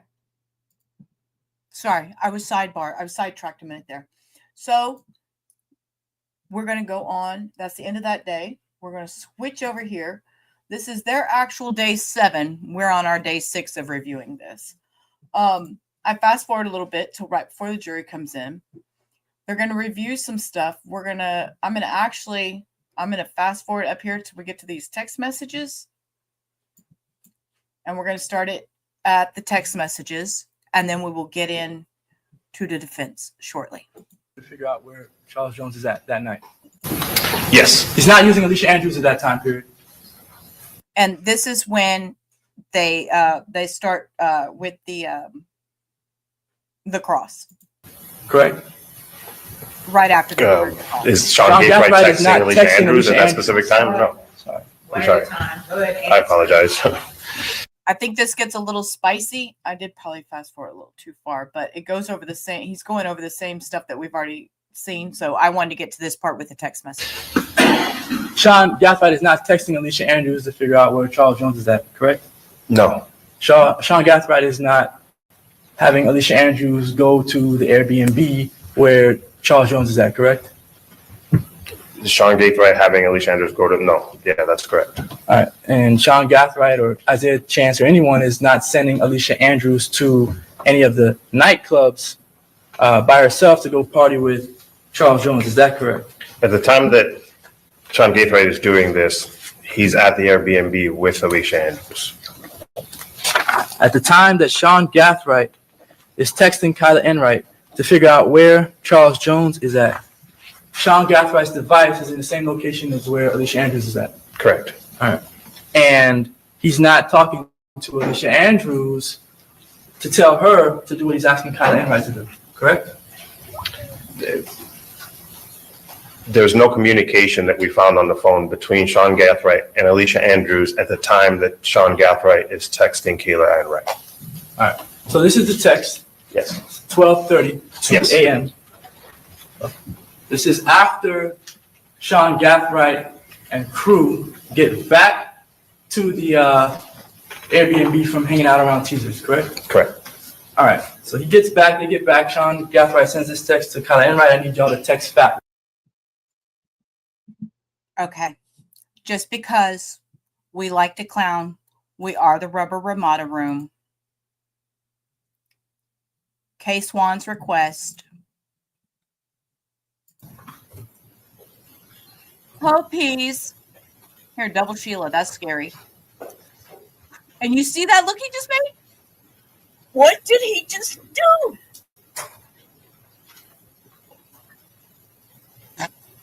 You didn't see it? Wait, yo. I'm not here. I've rewound it again. I'm going to rewind it one more time. Pay attention, Cindy. Pay attention. Zoom in if you have to on your phone. Girl, this man just sniffed his armpit. Tell me you didn't see that. I will rewind one more time. He shakes his head afterwards. That's the biggest killer. Ooh, ooh, must have been rough. Shook his head and went, sir.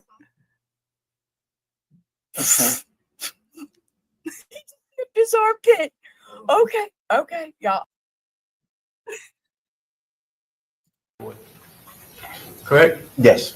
All right. And when he says y'all, is that an indication that there's one person or two people that he's speaking to? I assume he's talking to Kyla. All right. And then Kyla's device texts back and says about what? Is that correct? I'm gonna pull myself down so we can see these texts better, guys. Y'all, I'm sorry. I can't help it. I can't help it. This man right here. We're going one more time. Just because I'm clowning today, and I can clown today.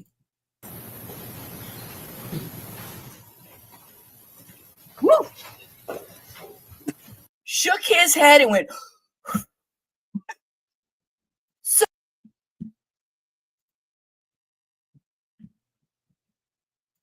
Is that an indication that there's one person or two people that he's speaking to?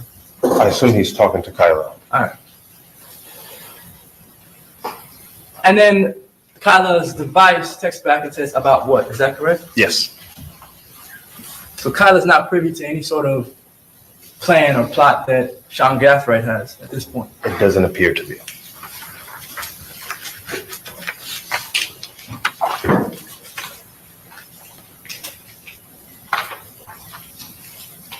Sean Gathright sends another text to, or at least his device sends another text to Kyla Enright's device, correct? And it says, "Hey sis, I need you, text Fat Boy and tell him you're trying to pull up and trying to see him tonight." You see that text message? Yes, sir, I do. And this text message, it says, "Hey sis," correct? Yes, that's what it says. Kyla Enright is with Sean Gathwright's sister, blood sister at this time, correct? I can't recall if she told me that or not, but I don't know of that. All right. And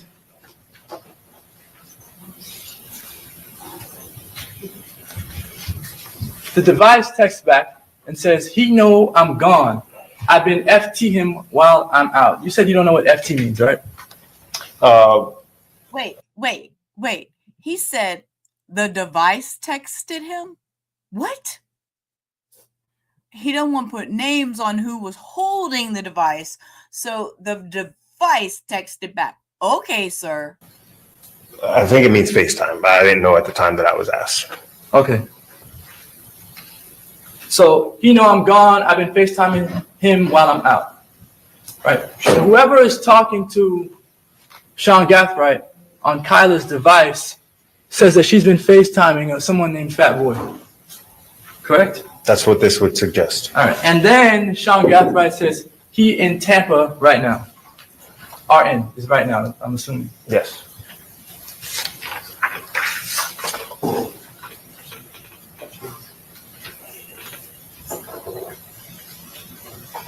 Sean Gathright then texts and says, "But make it seem like you don't know he there."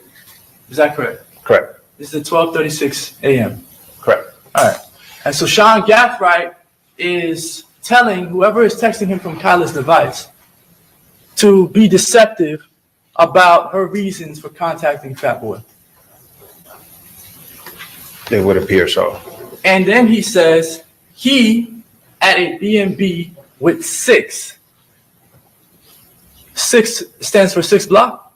My understanding in this reference or in this context, it's specifically referring to Mr. Jones. All right. So the he is referring to, no. The 6 The is 6 referring. is referring to Yes, Mr. sir. Jones. And the he is referring to Fat Boy. Correct. So he, Fat Boy at B&B with 6. And of course the B&B is for the Airbnb that Charles Jones was at prior to going to any clubs that night. Yeah, the Airbnb where the pool party was at. Yes. Yes, sir. And that was a public pool party, correct? My understanding is that that address was not publicly broadcast, that you would have had to DM Mr. Jones. He did put out a message saying if for the females, if they privately DM him, he would disclose the address, but it wasn't publicly broadcast. Understood.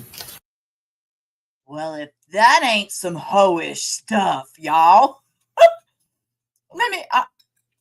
I'm not going to tell everybody where I'm at. But yo, hit me up on some private DMs. I'll tell you where my Airbnb's at. Get out, y'all. Come on. This is private DMs will get you the location only. Bring money, bring some Ciroc, bring a little smoke. I don't know what the fuck is going on. So if you had the address, you were pretty much able to come to the pool party. If Mr. Jones personally invited you through the DM process, yes. All right. So Okay, Sean- y'all, I got more questions. I got more questions. If you DM'd Mr. Jones, now respectfully, Mr. Jones is deceased, so this is just a hypothetical question. This goes for the other. Okay, hold up. This will go for the other gang members out there, or anybody that does this. When they, what do they call it? They slide into your DMs. Do they have to provide an age, a picture, valid age verification? Who picks and chooses which ones get to come to the private part? Y'all have questions. I never invited anything like this. I guess because I ain't never slid into somebody's DMs and said, "Hey, let me come to your pool party." I don't know, but I have questions. Who does the verifying of who gets to come? What's the criteria do you have to make? It's saying to this individual, he at a Airbnb of 6, be like, "Where you at? I want to pull up. I'm drunk, and you trying to fuck." Yes. All right. From that message, is there any indication that Sean Gathright believes that you need a special invitation from Charles Jones to get to this pool party? Objection, speculation. If you know the I answer. assume so. I'm sorry. Repeat that question. But that's speculation. Yeah. I'll just move on. Okay.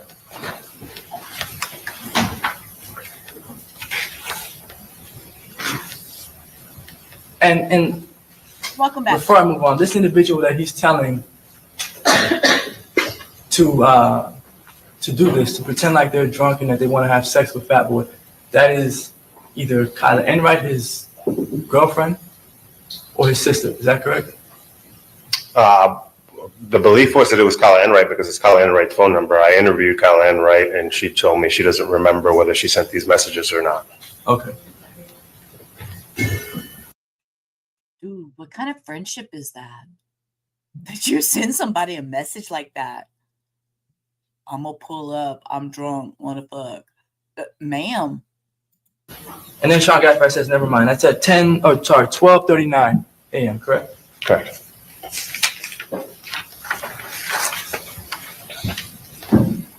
The person with the device, Kyla Enright's device, says, "We at Tier, the club." Mhm. And then she says, "You want to come to the B&B with us," correct? Yes. All right. So this individual is asking Sean Gathright if he wants to come to the B&B with us, with multiple people. That's what the message reads. All right. And then when Sean Gathright does not, I'm sorry, then she or the person puts a question mark, right? Yes. Sean Gathright responds and says, "No, I'm in Tampa. I'm trying to see where his B&B at." His is referring to Charles Jones, correct? Correct. And then the woman or the person on the other line says, "Who B&B?" Right? Yes. Suggesting that this person still does not know why Sean Gathright is texting them or what he's texting them exactly for, correct? It seems to be there's some confusion. Yes. And then Sean Gathright texts back, his device texts back and says 6, correct? Yes, sir. 6 being Charles Jones. But yes. And if it wasn't clear, he then says fools or Fulio, I'm assuming, right? That's what I would assume too, sir. Yes. Can you bleed more blunt? And then it says it's his B-Day and Fat Boy with him. So again, this person who has Sean Gathwright's device, whether it's Sean Gathwright or someone else, is saying that it's Charles Jones's birthday, and again, Fat Boy is with him. That's what I'm understanding, yes, sir. And then the person who has Kyla Enright's phone, or Kyla Enright says, not here in Jacksonville. Is that correct? That's what I would understand, JX to mean Jacksonville. And then Sean Gathwright's device says, not in Tampa. And then the person says, what? Yes. Correct? Fine thing. And then that person says, let me FT. Let me FaceTime, right? Yes. So she just does what he asks her to do, right? Yeah, it appears, yes. With no understanding completely of what Sean Gathwright is asking her to do, correct? To add some context, Kayla Enright said she was drunk. She said she was drunk? Yes, she said she was at a club and she was very, very drunk and she doesn't remember this conversation. All right, so she's drunk and she's following instructions. That might help understand why there seems. Sir. He said she's drunk and she's following instructions. I'm going to leave it with that. There'll be some confusion in the text messaging back and forth. So I'm just. He says, but play like you don't know it.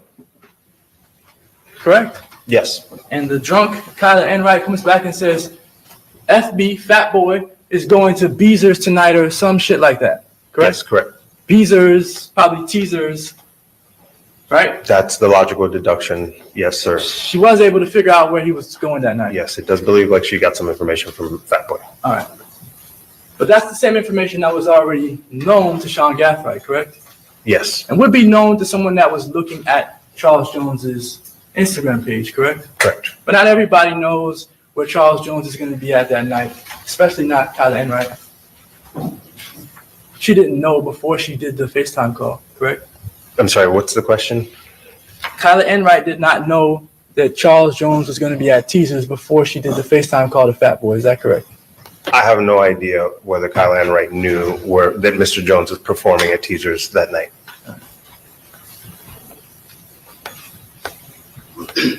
Sean Gathwright's device texts back and says, is he there yet? And this is at 1:28 a.m. Is that correct? 1:25 a.m. Yes, sir. Oh, sorry. Yes, you're correct.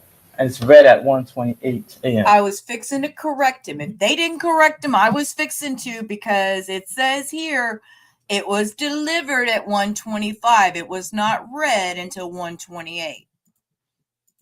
Right? Yes.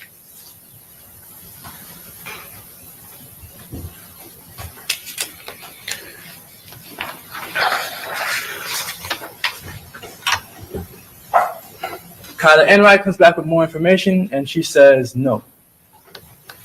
Correct. All right. So this is supposed to be a well thought out conspiracy, right? We believe it was premeditated and planned, yes. Planned for days, weeks, how long? From some messages on John's phone, at least weeks. At least weeks. And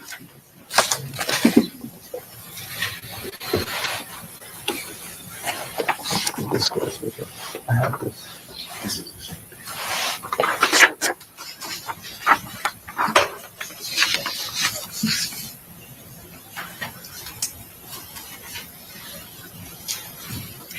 So they're planning it for weeks, and as they get to Tampa, this Sean Gathwright still is like trying to figure out how he's going to find Charles Jones. Is that correct? The pool party was not advertised weeks in advance. I don't think anyone knew in advance that there was going to be a private pool party at an Airbnb.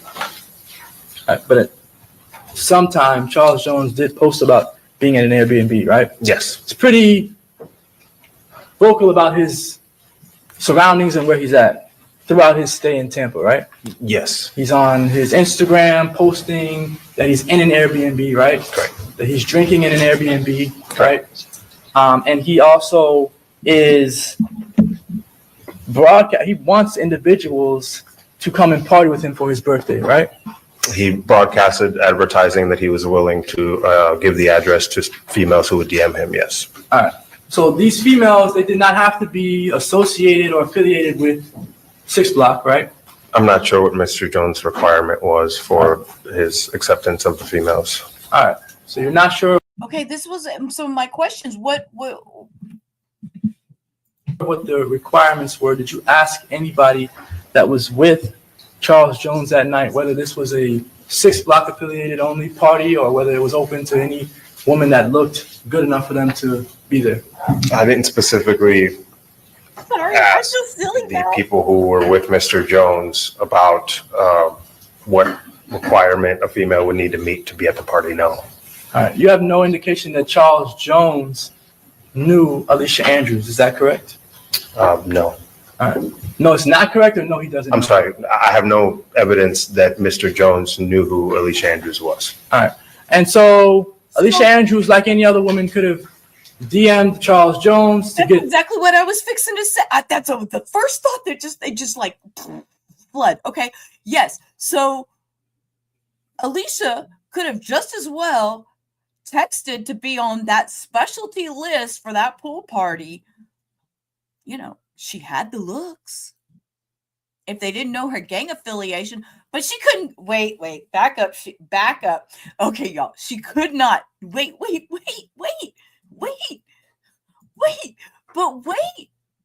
Cindy, let me tell you my brain.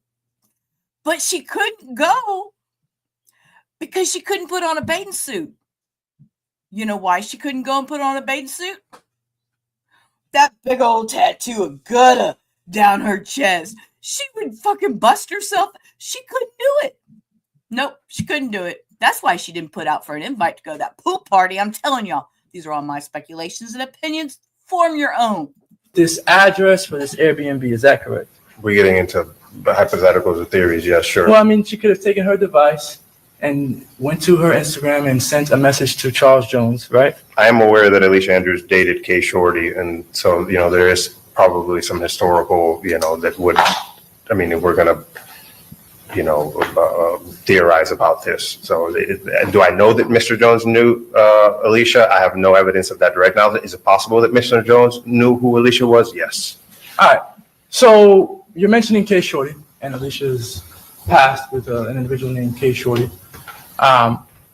There were individuals at the party, specifically Aaliyah Albrighton, who had dated the rival gang's most prominent members' blood brother, correct? Aaliyah Albrighton, from the information that I was given, dated Quan. Is on that side, yes. On the opposing side. Opposing from Fulio's side, yes, sir. And Quan is a rival. No, I'm sorry. Quan is the blood brother of Young and Ace. That's my understanding, that they were at the town center shooting in the same vehicle, yes. And Aaliyah Albrighton was allowed into the Airbnb, correct? Yes.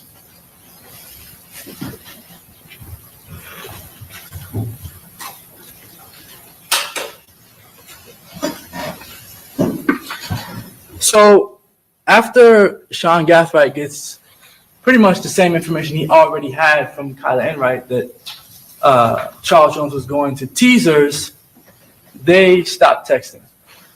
Correct. All right. And that was around 1:30 a.m.? Message sent at 1:25, read at 1:28. All right. So at that time, how long after that did we see Alicia Andrews in the drive-thru at McDonald's? Would have been approximately 15, 20 minutes. I believe the time was somewhere around 1:35 to 1:40. Okay. So around the time that Sean Gathright is texting or wrapping up his text messaging with Kyla Enright, Alicia Andrews is getting ready to head to McDonald's. Is that correct? It's in that same hour, yes. Right.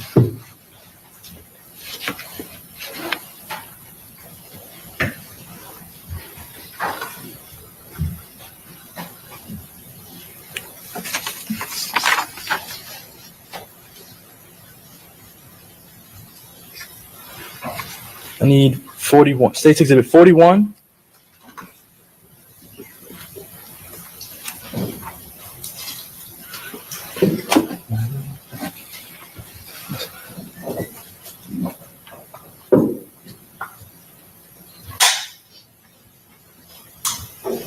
Okay, they go to a break. Obviously, they can't find State Exhibit 41. They take a break and then they. Teasers, but yes, Okay.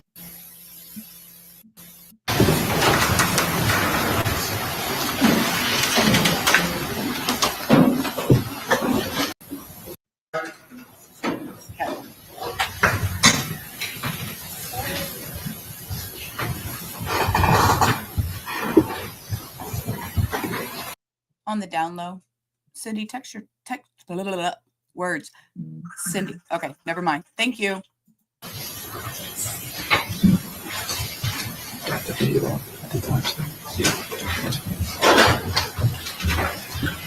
all jurors are in judge. Okay, very good. All right, and everybody have a seat, and you may proceed.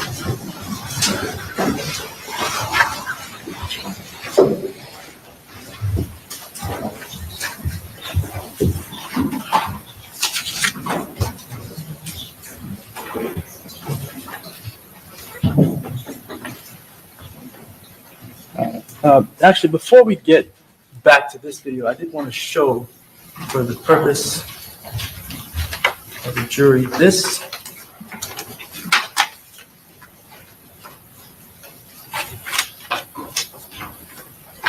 Again, this is State Exhibit 86, A through C. I'm showing you this post. You see this post here from Alicia Andrews' phone? Yes, sir. All right, and it's at 2:01 UTC time. 2:01 UTC, so it would have been 10:01 p.m. on the 22nd. And she's posting about this Pandora necklace while the four boys are out at Twizzlers. Again, I don't know that they were at Teasers, but yes, their devices were on Nebraska near Teasers from 10 to 10:30, correct? All right. Okay, that did nothing but prove she was probably bored, looking just like a young girl is going to do at jewelry or clothes or new glasses or shoe. Okay, that irrelevant.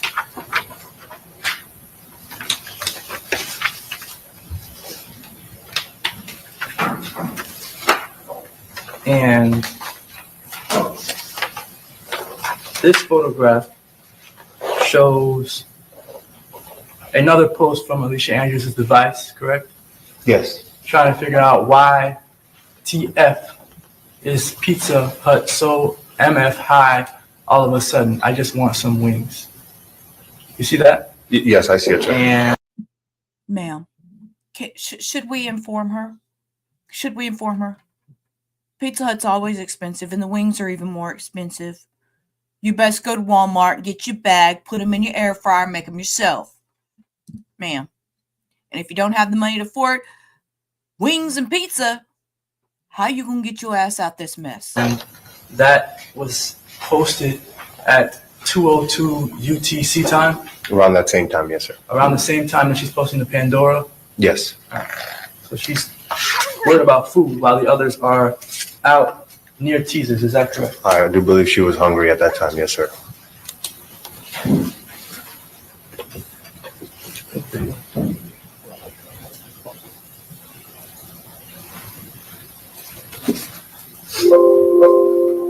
Showing what's in evidence as State's Exhibit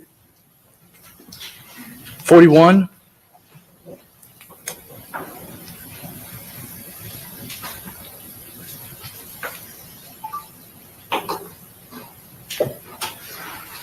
This is the back of the Teasers parking lot, is that correct? Yes, sir, it is. And what time is the Chevy Cruze initially on camera? So we first see it at approximately 2:17, and then driving through the parking lot, and then it goes out of view, and then it comes back into view at, I believe, around 2:24, the correct time. So,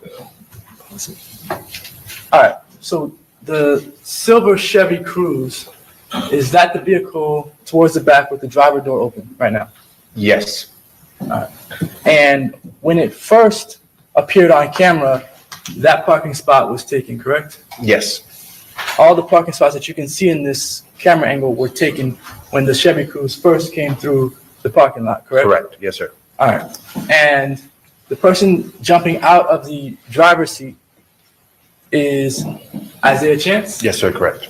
All right. Alicia is not driving this vehicle, correct? Correct. Alicia Andrews gets out of the front passenger seat, right? Yes.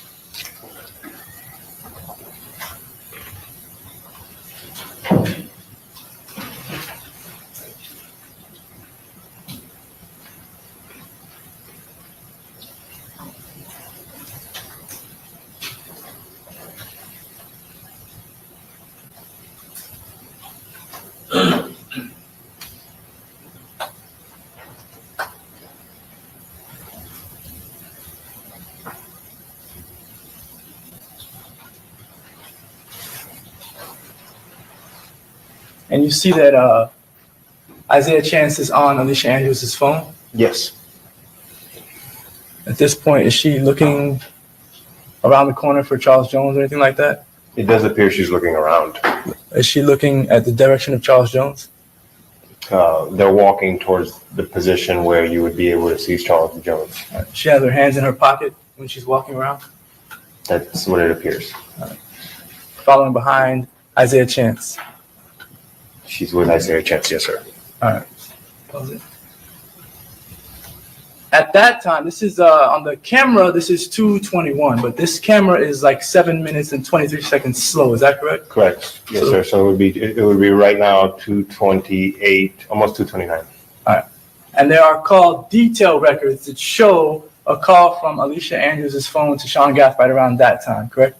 No, it was off by a couple minutes. So the specific four interactions between Sean Gathright phone and Alicia's phone is 2:31 real time. This is 2:20, almost 2:29 real time.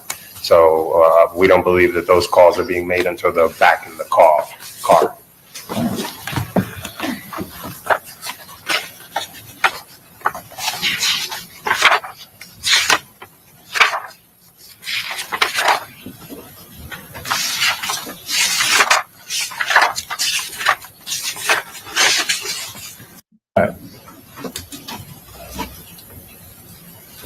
So then at some point, Alicia Andrews and Isaiah Chance end up at Truth 18. Yes. All right. And showing what's in evidence is State's Exhibit 75C6.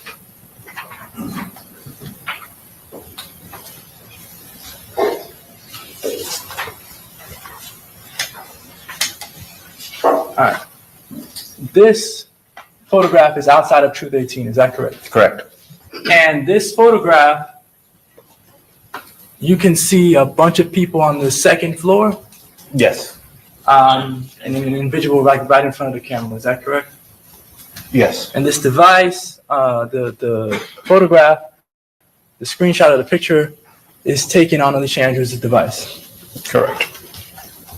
And did you find any camera footage that showed who was taking this photograph?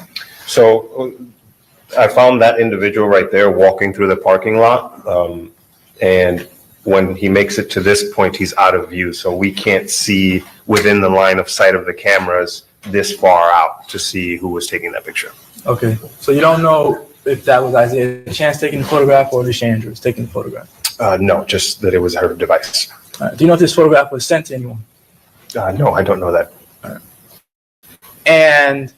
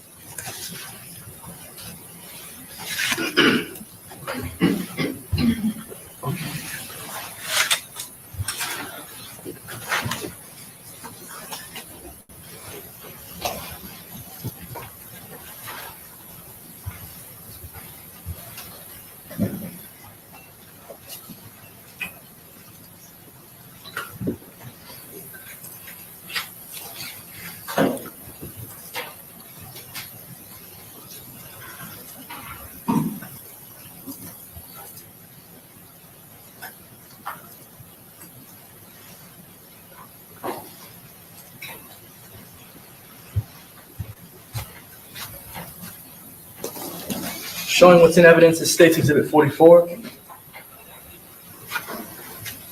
one's gonna have a lot of audio. I don't know. I think he turned it down. Okay, I'm gonna pull myself off so we'll be able to see the video.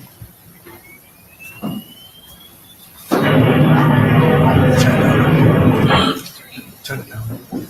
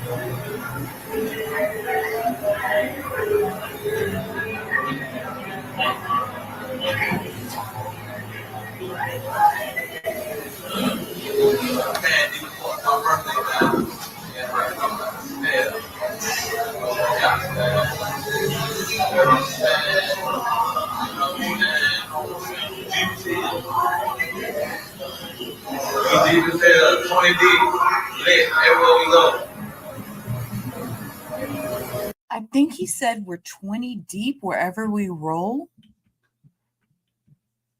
That's an interesting video.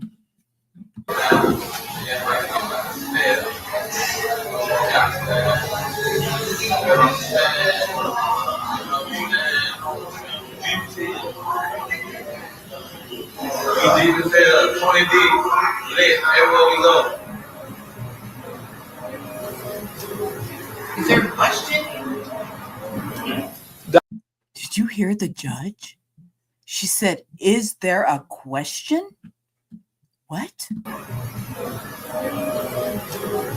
Is there a question?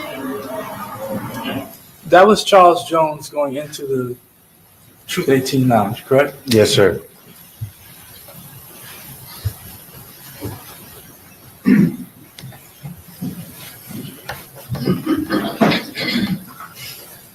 And sometime after that, you do see Alicia Andrews and Isaiah Chance walking through the parking lot. Correct.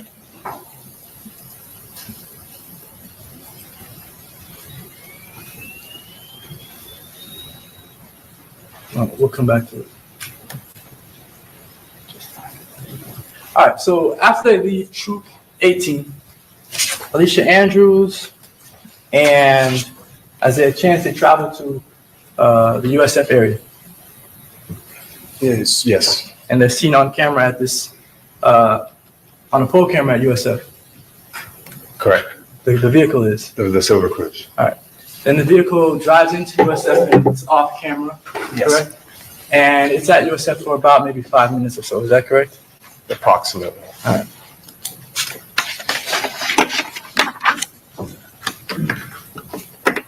You're not sure exactly what they were doing over there, Alicia Andrews and Isaiah Chance? So they followed the victim's entourage to that area, and they were, I would assume they're staging across the street. Okay, when you say staging, you did use that word in direct examination. Yes. What does that mean? That they're parking near the homes to suites to be in the area. Okay. And then after that, Charles Jones is shot and killed at the Home 2 Suites hotel in the parking lot. At some point, yes. After he's shot and killed, there's a bunch of celebratory messages, correct? Correct. Someone says, I'm coming home, my thirst is quenched, pop a bottle of Don Julio today. Do you remember that text message? I do. Do you remember that it comes from Sean Gathwright's device? I do. And you remember that it goes to an individual that one of the Murphy brothers knows? Correct. All right. So presumably Sean Gathright did not send that text message, correct? Correct. One of the Murphy brothers used his phone to send it. I believe they're cousins. Oh, sorry. One of the Murphy cousins uses the phone to send that message, correct? Correct. Is it Rashad Murphy who does not have a phone that sends that message? The evidence, it's actually Davion Murphy. I verified it ultimately. Okay, so it's Davion Murphy that sends that message? Yes. Then there's another message. I'm coming home, my thirst is quenched. I love you, Murphy. Is that Davion Murphy or Rashad Murphy that sends that message? I'm sorry. So you're correct. So there's two messages, two different numbers sent around the same time. I made contact with the young lady who was the subject of one of those messages, and she confirmed to me that it was Davion who sent it to her. I don't know about the second one. Okay. So, I mean, in theory, Davion could have sent one, Rashad could have sent the other, but I just assumed Davion sent both. Okay. All right. But Alicia Andrews didn't send any of these text messages, correct? Those specific messages, no. All right. And in addition to that, Isaiah Chance posts on Instagram shortly after the murder, correct? Correct. And he posts a picture of Bill Belichick. And Isaiah Chance, I believe, was Tom Brady and Bill Belichick. Rashad Murphy was just Bill Belichick, if I'm correct. All right. I have it backwards, but sure. Regardless, well, we have both Isaiah Chance and Rashad posting pictures of either Bill Belichick or Tom Brady, correct? Yes, sir. And in their world, that's a celebration, correct? That was what I understand, yes. All right. Alicia Andrews did not post either of those two posts, correct? No, sir. Then we have an individual, Young and Ace, who releases a song shortly after the murder, correct? Correct. The song's called Game Over? The one specifically right after the murder, on the day of the murder, was Do It. Game Over came a few days later. All right. A few days. So there's two songs that Young and Ace dropped right after the murder. Correct. All right. And in one of Young and Ace's songs, he speaks to what happened. This murder happened at around 4 a.m., a little bit after 4 a.m., closer to 5 a.m. Yeah, specifically 4:40 a.m., yes. 4:40 a.m. And Young and Ace song specifically says, 5 in the morning, got a call. What is this? Dead on the floor, dead on arrival, Mr. Six. That song is a celebration of the fact that Charles Jones is dead, correct? That's what I'm gathering, yes. They call Mr. Charles Jones Mr. Six? Yes. All right. And he's celebrating, and Alicia Andrews didn't This is just sick. write that song or release that song, correct? No, I have no evidence of that, yes. Alicia Andrews does not make any posts celebrating the death of Charles Jones after his death, correct? Not that I have any evidence of, correct. She doesn't send any text messages to anyone celebrating the death of Charles Jones, correct? And not that I found. And she's the only one in the group that does not have some form of celebratory text or post about the death of Charles Jones. Is that correct?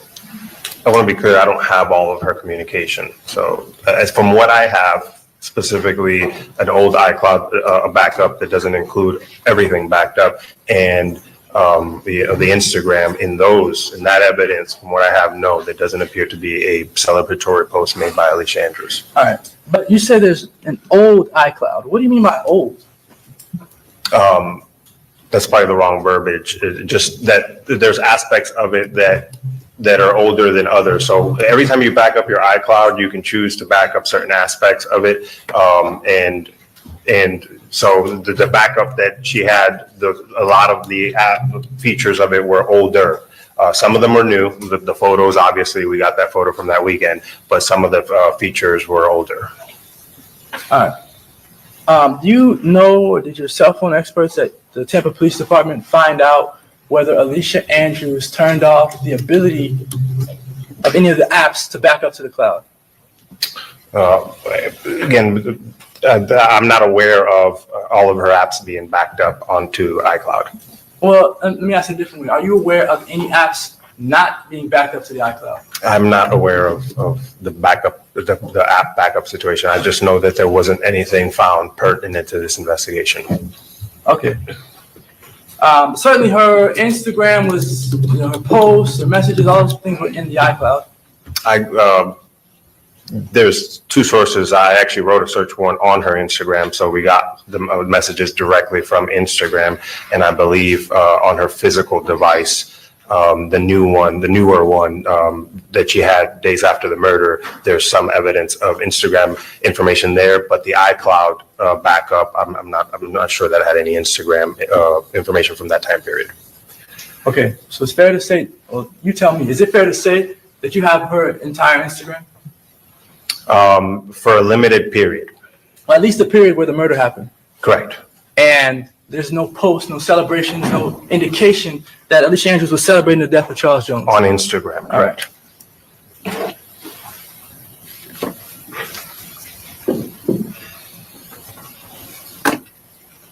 You're obviously a homicide detective, correct? Yes, I am, sir. And you got into the homicide unit a few months before this homicide took place. Is that correct? Specifically February 6, 2024, yes. So about a little over 4 months. Correct. All right. And this was your first homicide case as a lead. Is that correct? As a lead detective, yes. All right. And how many, you had what, 3 homicides in total at this time that you were working on at the time of the murder?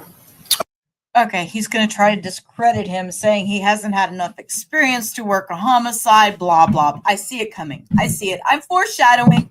I see it coming. My chair is noisy. Ooh, everybody got your coffee?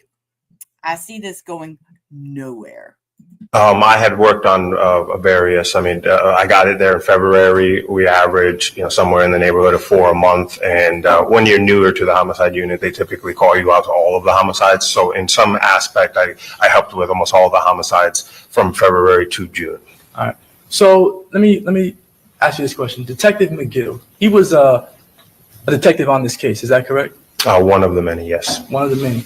Detective McGill spoke to the Airbnb owner in this case, right? Yes. Brief conversation, correct? Yes. And the Airbnb owner sent Detective McGill an email. Correct. Right?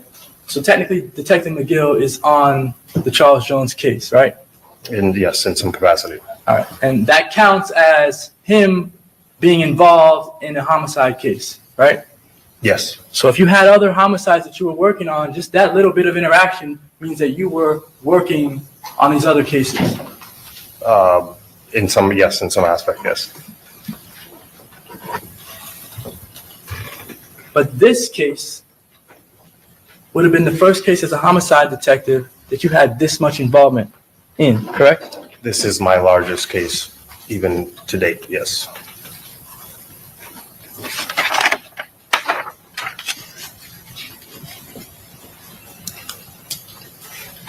All right. You are aware of Aaliyah Albrighton, correct? I am. And you're aware of, again, her relationship with Quan? I am. Aaliyah Albrighton was with Charles Jones the entire night. For most of that evening is my understanding, yes. She was with him at Truth 18. Started at the pool party. I believe she went to Twizzlers as well. And then she was also at Truth 18. And then she was also at the Homestead Suites, correct? All right. And you she was with an individual named Taifa. Yes, sir. And you spoke with Taifa, yes? Yes. And you spoke with Aaliyah Albrighton, Yes, correct? sir. Yes, sir. And when you spoke to Taifa lied to you and told you that Aaliyah Albrighton was not there. It's hearsay. Sustained. This is for the effect on the listener. No, it's not. It's hearsay. Sustained. See? She finally spoke up. Thank you. I was waiting to see if anybody was going to speak up. I mean, this has just gone on and on. Okay, we're going to fast forward till they get to the little conversation about the interview.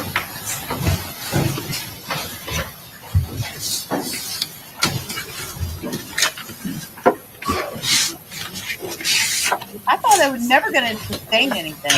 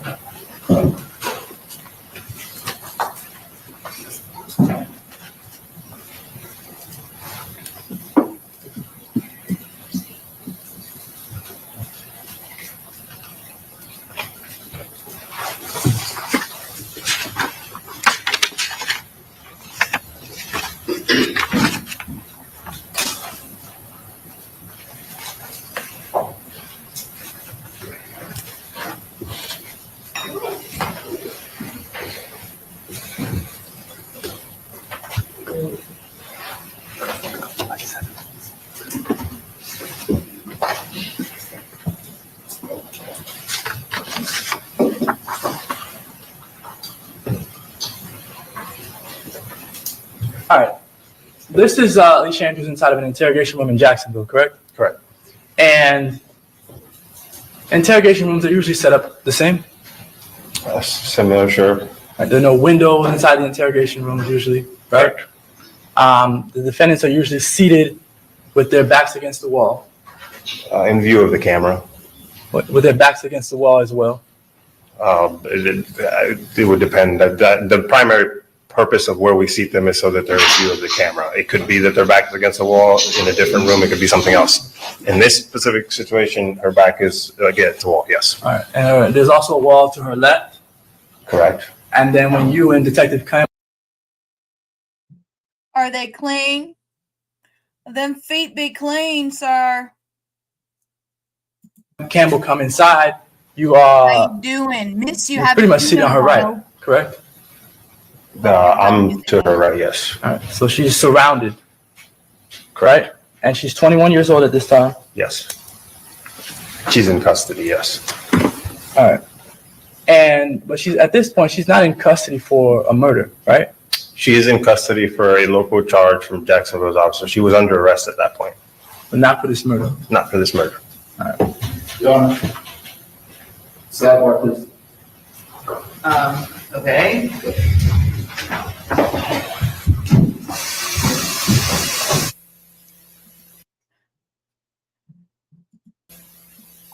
Sidebar. I don't know what's happening.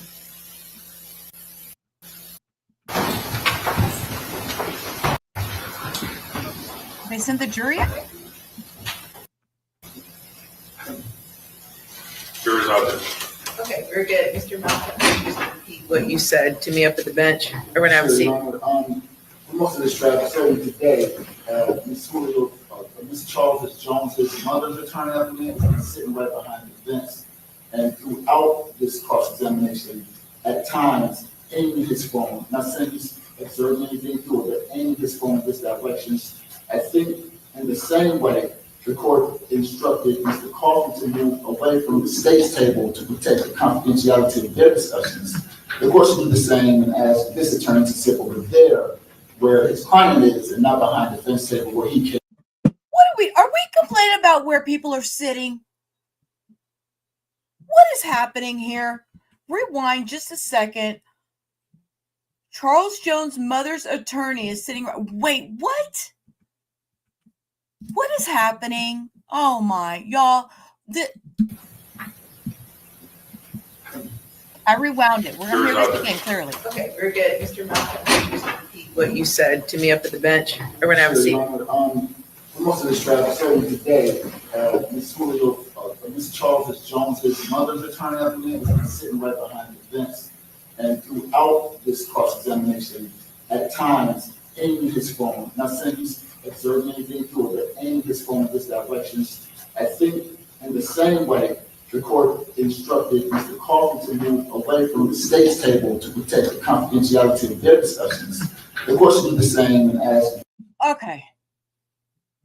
Mr. Jones's mother's attorney is sitting there playing on his phone. I'm with Cindy. This is romper rooms in session. Barney the dinosaur has entered the trial. We're fixing to sing I love you, you love me, we're a happy family. I have to pull my microphone close to tell y'all my autistic son is mad at me for singing that now. I have to change the subject. This attorney to sit over there where his client is and not behind the fence table where he can observe what we're doing during this delicate cross-examination if he so chooses. I'm sorry, Ty. Okay, what's the name of this attorney? Sorry. You I know, don't know the gentleman's name, but he's right there in the blue suit with the red tie. sir. Good morning. Had he asked me, I would have certainly told him I'm not recording anything, just checking my emails, as I've been doing throughout the whole trial. Okay, and what is your name? No party to the state of Florida. Right, what is your name for the record? Louis Fusco. Okay. So have you been recording defense counsel and what they've been doing Absolutely not. Okay. All right, well, maybe You're not just, accusing me of that, Your Honor. I'm just saying, okay. You're not accusing him of that. Just like you didn't accuse the detective officer that was sitting outside on the bench, and you said, oh, yeah, he must have been watching court TV too.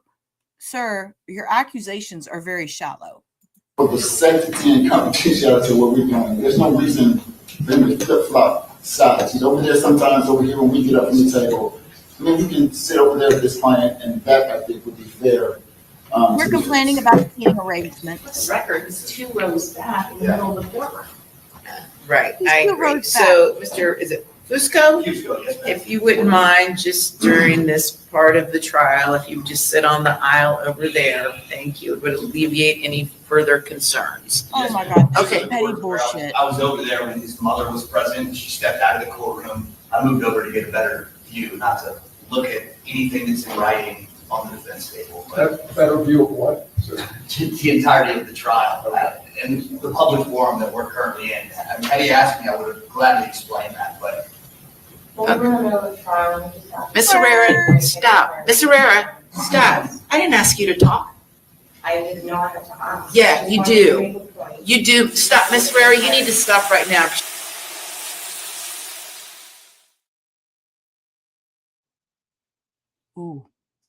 Ooh, it's that time. Well, we're in the middle of the trial. and we just have to- Ms. Herrera, stop. Ms. Herrera, stop. I didn't ask you to talk. I did not have to ask. Yeah, I just you wanted do. to make a point. You do. Stop, Ms. Herrera, you need to stop right now, because you know what? You've been making faces throughout this entire trial. This entire trial, yeah, you have been. Okay. And everything's been caught on video. I know, and I And- also and- hope that the court has caught and Ma'am, noticed shut all up. of the gestures and the tone which was addressed The yesterday in the state. But Ma'am, it's fine. ma'am, shut up. The judge is talking to you. She just told you to stop. Y'all, I swear to God, this lady, shut up. The judge told you be quiet. She didn't ask you. You've been making faces. Y'all, I'm telling you, yes, contempt. You do. Stop, Ms. Herrera, you need to stop right now, because you know what? You've been making faces throughout this entire trial. This entire trial, yeah, you have been. Okay. And everything's been caught on video. I know, and I And- also and- hope that the court has caught and noticed all of the gestures and the tone which was addressed yesterday in the state. But it's fine, no problem. I will do my best to. Please, do your best. Yeah, and your attitude is very disrespectful. I'll note for the record. Okay, very good. You wouldn't mind moving. I will note for the record. Ooh, girl. I will note for the record. Yes, everybody make note. Okay. Let's bring him back in. Thank you, Your Honor. All this because a lawyer sat to get a better view of the trial. I can't wait to get my own emojis because we're going to have flower pots. I want flower pots that the squirrels were playing in. Hio's going to make me squirrel and flower pot emojis that we can throw at these people. I'm telling you, that's what's going to I want flower pots.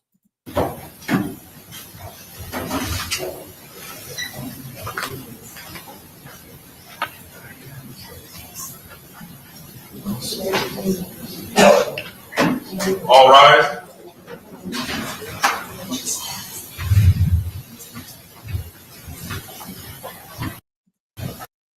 Officers are ready. Okay, very good. Everyone have a seat and you may proceed. They're trying something, Cindy. They're trying something.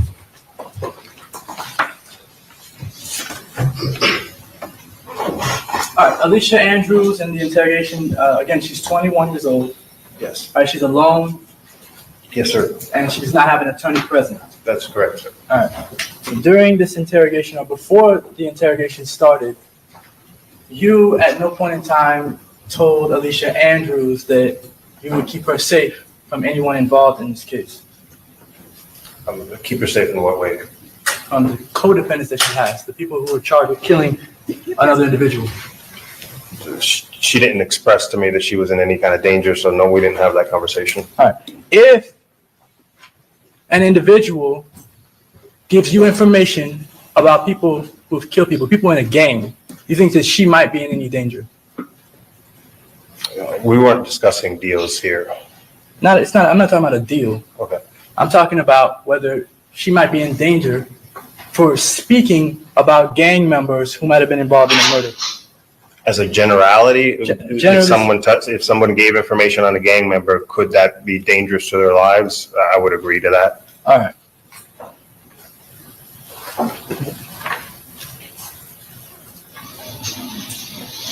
Hey, Lisa. That Kimmel partner that almost. Big piece of care to give you here? Yeah. Am I nice? Okay, stop. Is there a question on the table?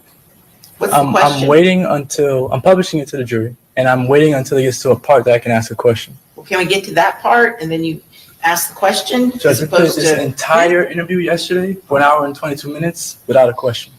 I'm just trying to get to a particular. Oh, he did not just say that to the judge. Okay, y'all know these are live reactions. I don't watch this shit ahead of time. This man just told this judge we watched 1 hour and 20 minutes without a question yesterday. He gonna argue with the judge over whether or not, this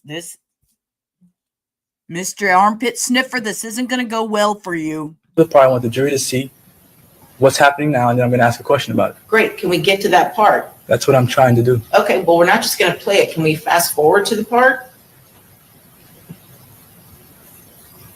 Judge is over it. She is In this done. moment, right, God isn't in, okay, I know that you were in a relationship with Isaiah Chance, okay, and I know he's probably already talked to you and, you know, probably tried to tell you what to do or what to say, okay? But I want you to understand, right, in this moment, right, God isn't in this room and he can't do anything, you know, to help you in this situation. You have to make that decision for yourself, you know what I mean? I think that, you know, there's a lot of stuff that we have to show you that you would probably want to see, and I'm willing to be as open can be to show you everything that we have, you know what I mean? Because I want you to make an informed decision about your life and where it goes from here, okay? Honestly, you've never been arrested before? The situation here as it stands, okay, is, you know, we want to show you the stuff we want to show you, and we want to give you the opportunity, you know, and it's your choice, okay? But before we can go into those details, we are going to read your rights, okay? Don't you understand something about your rights? You're the driver's seat on it. All right. To your right is Detective Campbell, right? Right. And he is about to talk to Alicia Andrews and tell her about her rights, correct? Correct. Okay.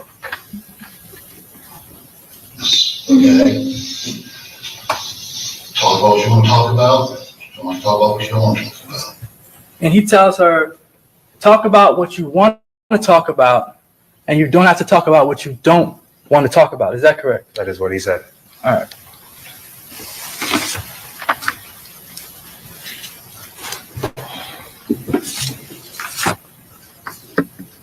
Go to the first highlight. 12:16.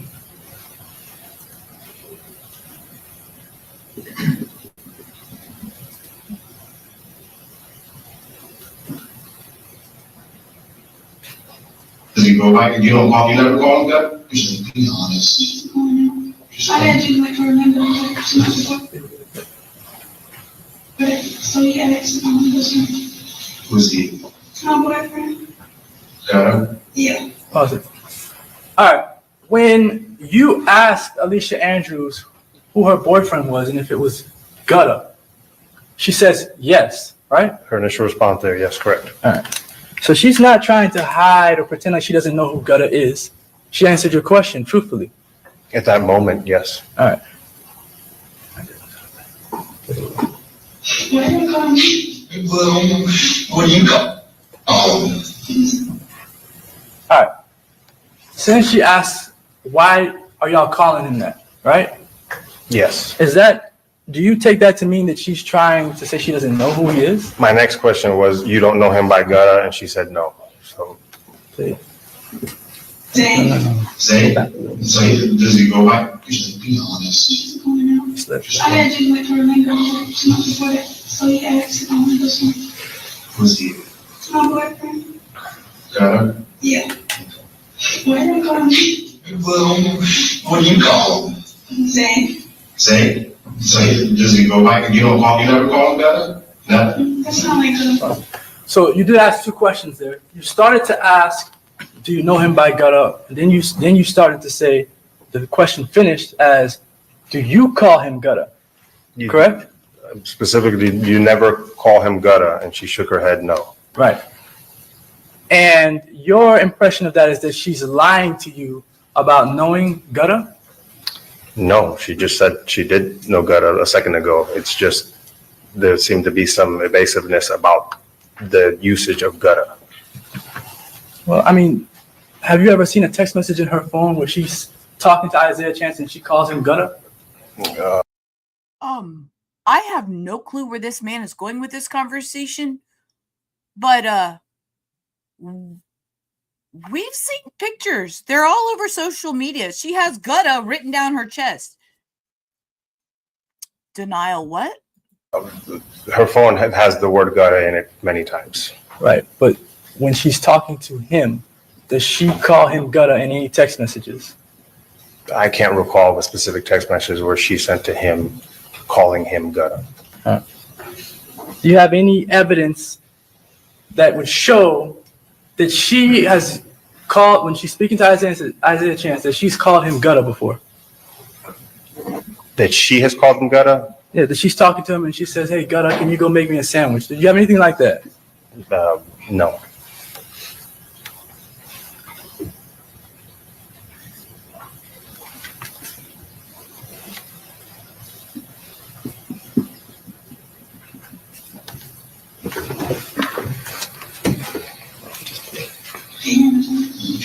Isaac, you can call him Zay, if that's what you know about him.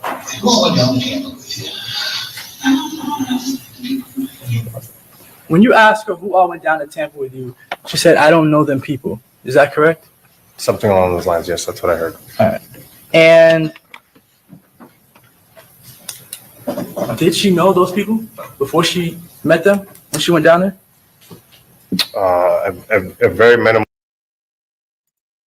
Okay. So we're going to share this tab instead, just because we are just nosy people like that. And you will see here her big tattoo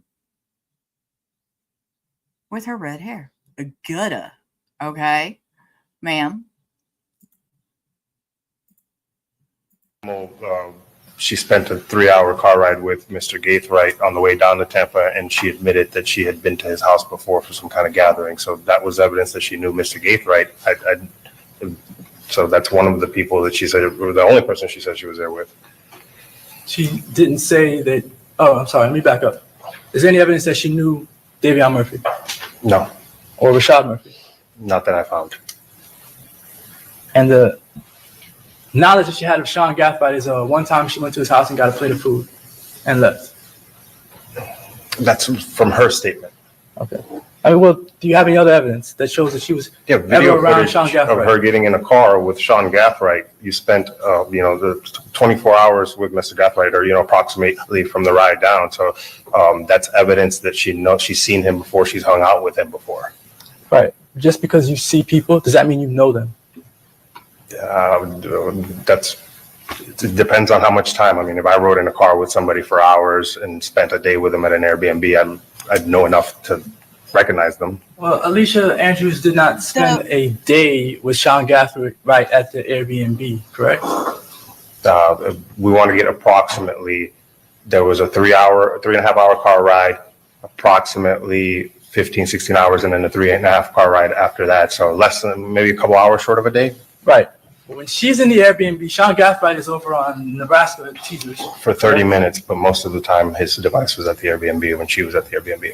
No, 30 minutes he was on Nebraska? Between 10 and 10:30 is when his phone left the Airbnb and goes up and down Nebraska, but then it goes back to the Airbnb. All right.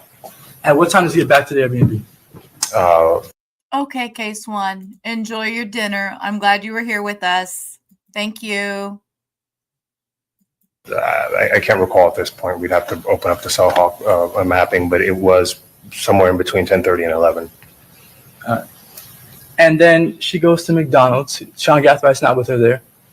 Correct. And Sean Gathright is not with her in the Chevy Cruze.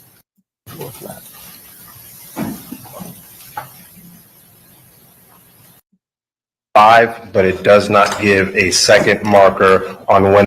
Okay, we're going to zip through this because this is repeat. They bring it back around and the defense goes back in and they correct their stuff.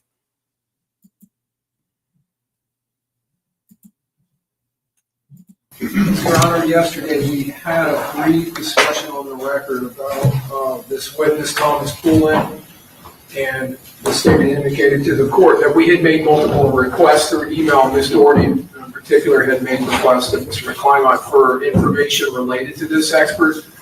We were attempting to set a second deposition, a continuation of the first deposition, because in the first deposition he had indicated he was going to do additional mapping involving Mr. Chance, Mr. Gathright, and one of the Murphys. So we were waiting for that information. Okay, so he did, just so I'm clear, he did mapping. What map were you aware of? For which? The defendant's mapping of her CDRs, call detail records from the cell carrier for her phone. Okay, and no others? And no others. Okay, so the time you took his deposition, the only exhibit you had was the map for the defendant's records, correct? Correct. And then at some point you became aware that this expert witness, Mr. Poulin?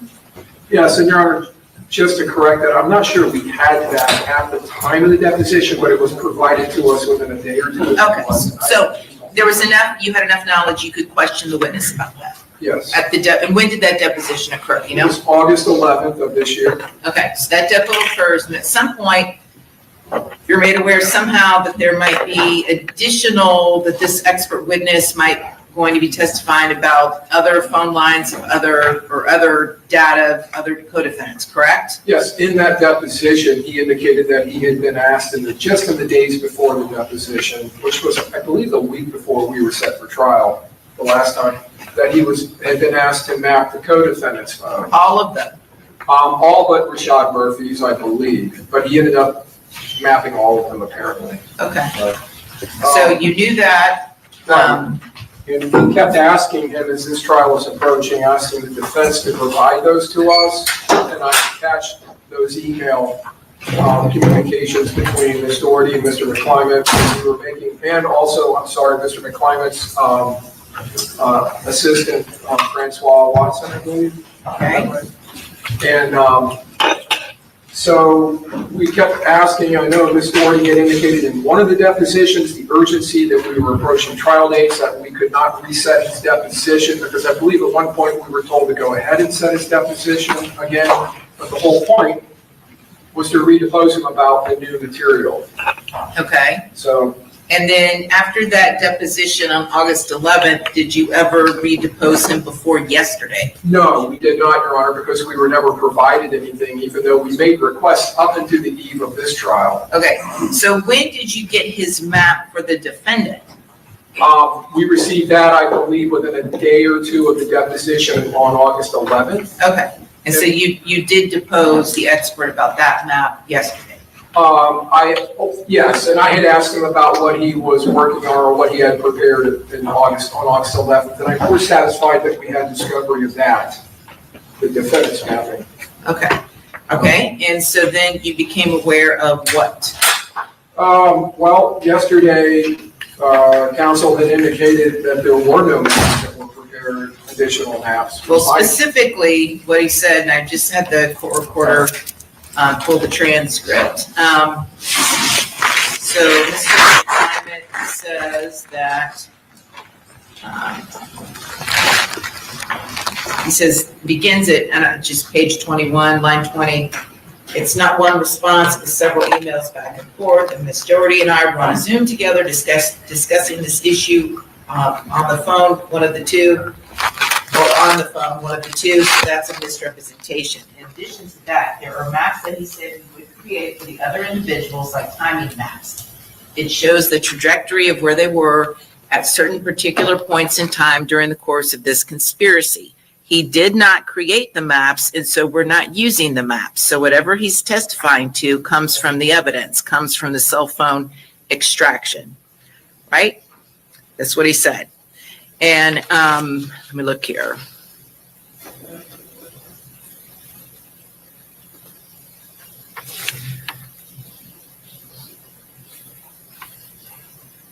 And then I said,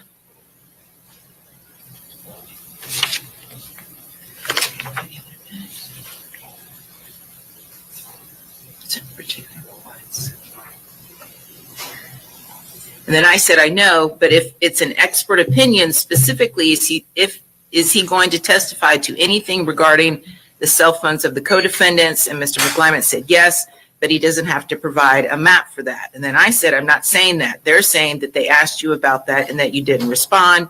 Mr. McClymonds said, well, I just said that's not true. He didn't say I did not respond. He said I responded one time. That's not true. I responded a few times back and forth. That conversation was just about whether I was going to produce these interactive maps, and I told him I don't have them. And then I asked Mr. Harmon, did you depose him? Mr. Harmon said, I did, Your Honor. And I asked him if he had developed any further opinions or other work to let us know. We could take a deposition of him, and I reserved the right to continue the deposition. So, and then I said, and were you ever notified after the deposition that their expert was now going to offer opinions as to the cell phone data of the co-defendants? And Mr. Harmon said no. And I said, until today. He said, Mr. Harmon said no. And I said, the middle of the trial. And Mr. Harmon said yes. And then Mr. McClymonds said there's a difference between him offering an opinion about. And then basically I said, listen, we've got to get going. We'll cross that bridge at a later date. State you need to file whatever appropriate motion you deem necessary regarding that. Okay? So, are you intending to produce any maps that were not already produced to the state? No. Okay. So there's no additional exhibits other than the one you've seen? Yes, but there's a whole other issue because I deposed this witness last night at 5 o'clock. I accommodated his time, 5 to 5:40 was the available time I had. He indicated that he has prepared, and I put this in my motion, 4 reports. Reports dealing with the iCloud. And I put in this motion quotes of this witness when I asked him in the deposition back in August if he intended on creating anything from the iCloud or any other evidence other than maps, and he indicated no. So we didn't know anything about any reports being prepared. So he told us last night he has prepared 5 reports. 2 of them were prepared in late August, August 29th and August 30th, provided to the defense. And then the last one was prepared the day before yesterday. He had finished preparing that, or the last 2, I believe. So I delineated in my motion what those are, but they are basically PDF format reports dealing with the defendant's iCloud account, Mr. Gathwright's iCloud account, messages between the two that have been collated into these PDF format reports that are multiple page reports. One of them's 18 pages. The one that was completed on August 29th is a 32-page PDF. Kayla Robinson, Joel Jordan, Anthony Lala. Okay, well, the expert's going to have to get pushed to the end because the state's got to have time to look at whatever. Okay. Recognizing that the standard at this stage of the case is that all the evidence is to be held in light and strength to the state. But the state does have to prove a prima facie case in this case of all the elements of the 2 charges. The charge of first-degree murder and conspiracy to commit the first degree murder. In this case, Alicia Andrews is not charged as a shooter. She's charged by indictment as a principal to the murder of Charles Jones. The state presents a circumstantial case here.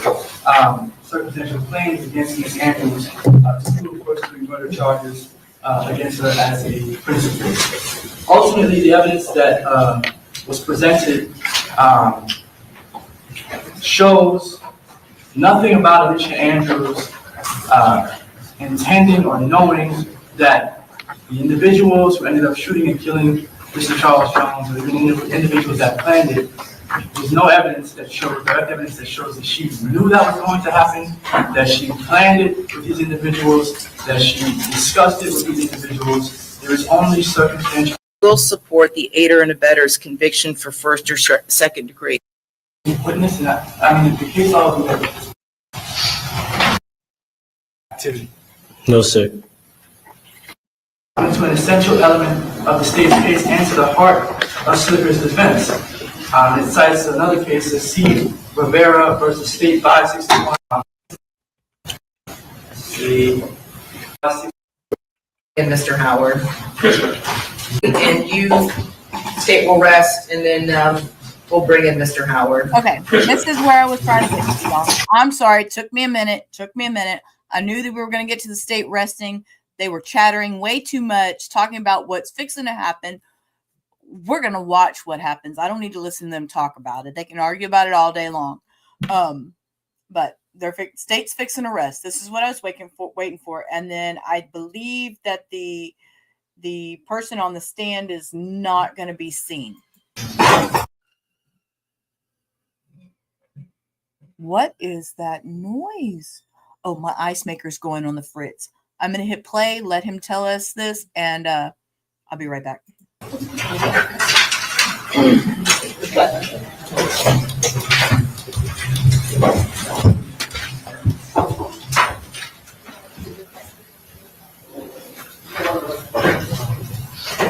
One thing addressing this. Sure.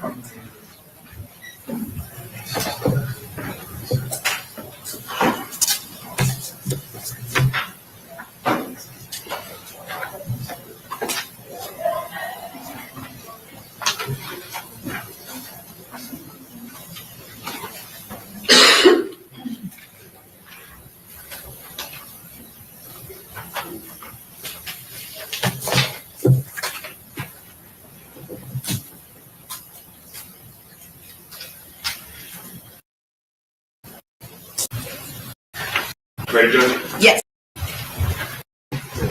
State would rest. The jury, we're ready to proceed. State, do you have an announcement? Yes, Your Honor. At this time, the state would rest. All right, and defense, do you renew all previously made motions? Yes, sir. Okay, very good. Does the defense wish to call a witness at this time? This time, the defense calls Robert Howard to the stand.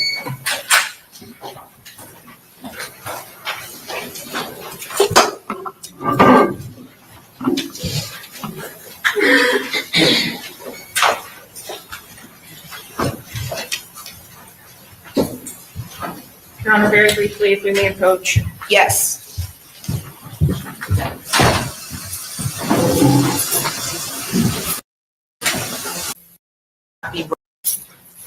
All right, Mr. McClymont, you may proceed.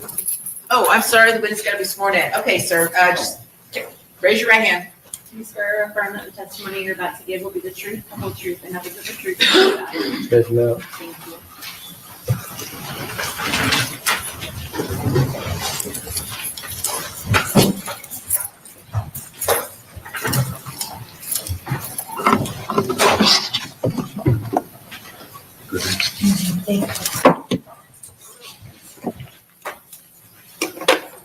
All right. Good afternoon, Mr. Howard.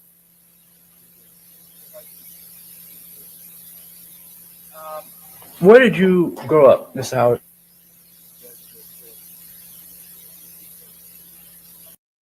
What town is that on? North side. All right. And how old are you? 23. All right. Did you go to Rains High School? No, sir. Have you ever been to Rains High School? Yes, sir. And when you say yes, you mean not like actually enrolled there, but you've been there for maybe an event? Yes, sir. All right. And what events have you been to Rains High School for? Basketball games, football games. All right. Do you know what years? Several years. 2018, 17, 16, etc. Do you or are you familiar with Alicia Andrews? Yes, sir. All right. You know her from this case, or you know her from before? A little before. You were familiar with Alicia Andrews because you'd seen her around? Yes, sir. All right. But you didn't have any personal relationship with her? No, sir. How did you see Alicia Andrews around? Social media. So you saw her page on social media? Yes, sir. Do you remember if you followed her? I don't remember. All right. And when you say you saw Alicia Andrews on social media, was this in like the 2018, 2019 time period? Yes, sir. All right. Something, well, let me go back. Have you heard of something called 6 Block? Yes, sir. All right. In your view, is 6 Block a gang?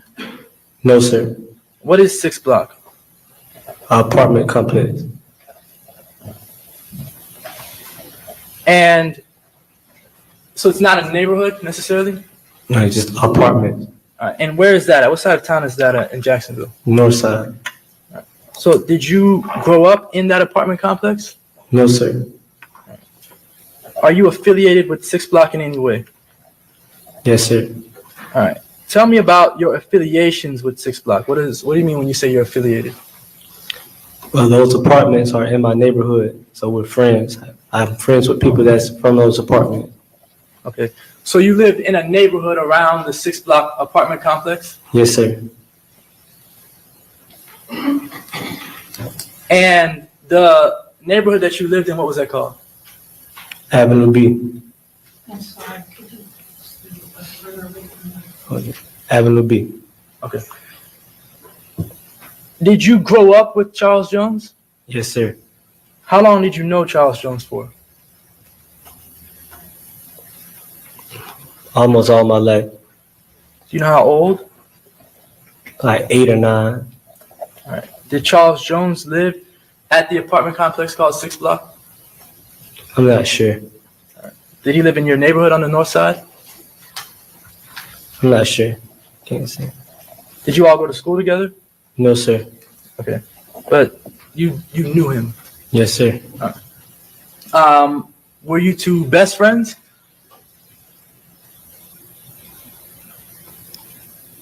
We're really, really close. Almost like my best friend, you can say. Okay. Did you have a best friend? Yes, sir. Who was your best friend? Adrian Gaynor. Is he affiliated with 6 Block in any way? Yes, sir. And what's his name? If he has another name. Baby.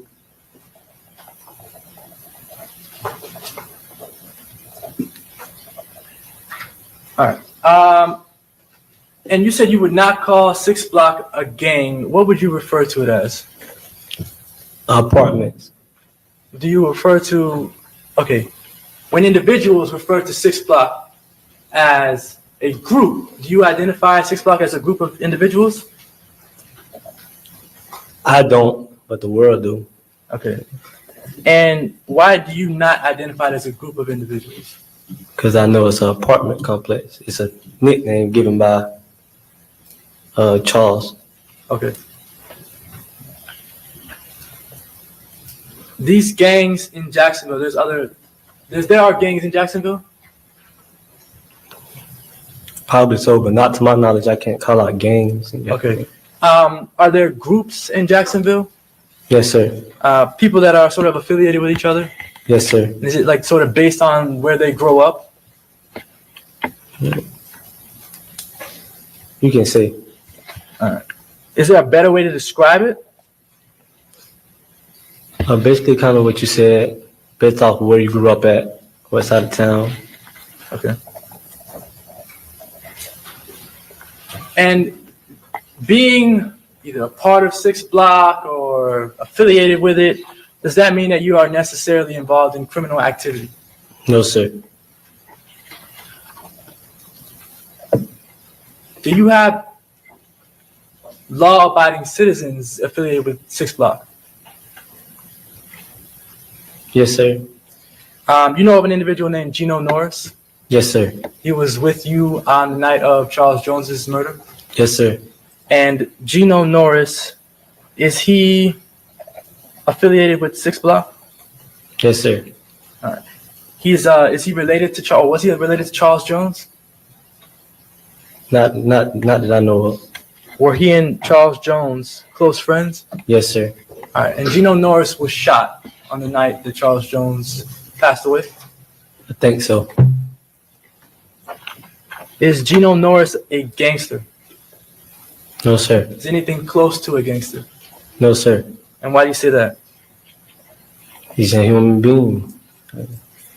Fair answer. But is Gino Norris involved in any of the rap music back and forth? No, sir. Is Gino Norris known to have committed any criminal acts? No, sir.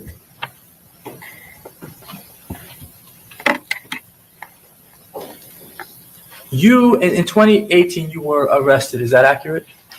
Correct. All right. And the arrest from 2018 was for what? Manslaughter.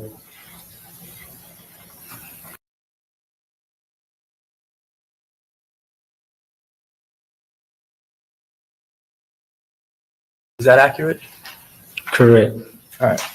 And the arrest from 2018 was for what? Manslaughter. That event, I'm not saying you did or didn't do anything. That event occurred where? Rains High School. All right. Was that during a football game? Correct.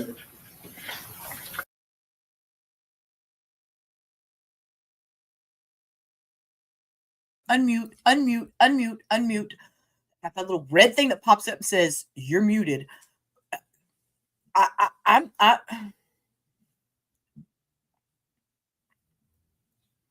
I'm not a gang member. I'm not affiliated with, but I was arrested for manslaughter in high school. Excuse me? What is wrong with these people? Was that or didn't do anything? That event occurred where? Rains High School. All right. Was that during a football game? Correct. Was there another individual that was accused of the same manslaughter? No, sir.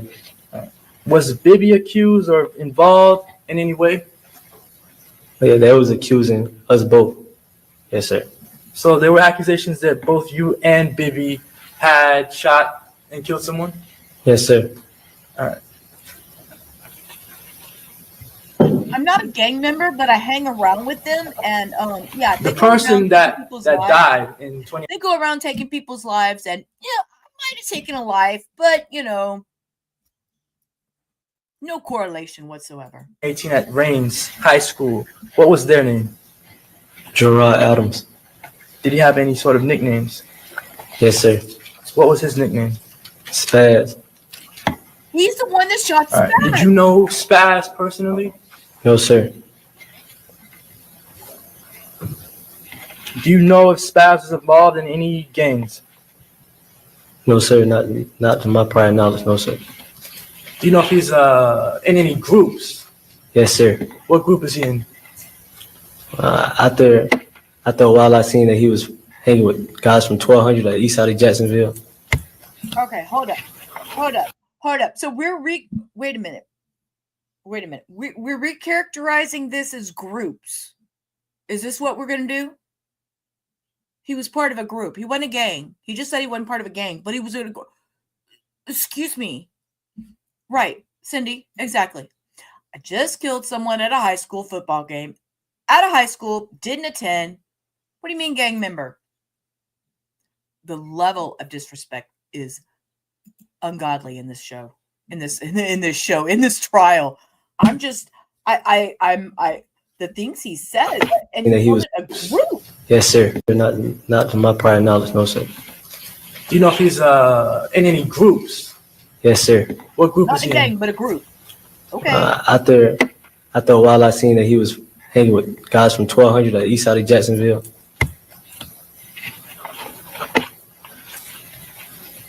Sir, 1200 is a gang. Ultimately, you ended up going to prison for that? Yes, sir. You were released at some point? Yes, sir. You know what year you were released? 2023. Do you know what month you were released? May. All right. Were you released like out, go back home, or any sort of halfway house or anything like that? Objection relevance, Your Honor. Overruled, go ahead. Oh no, I want to know. Overruled. Thank you.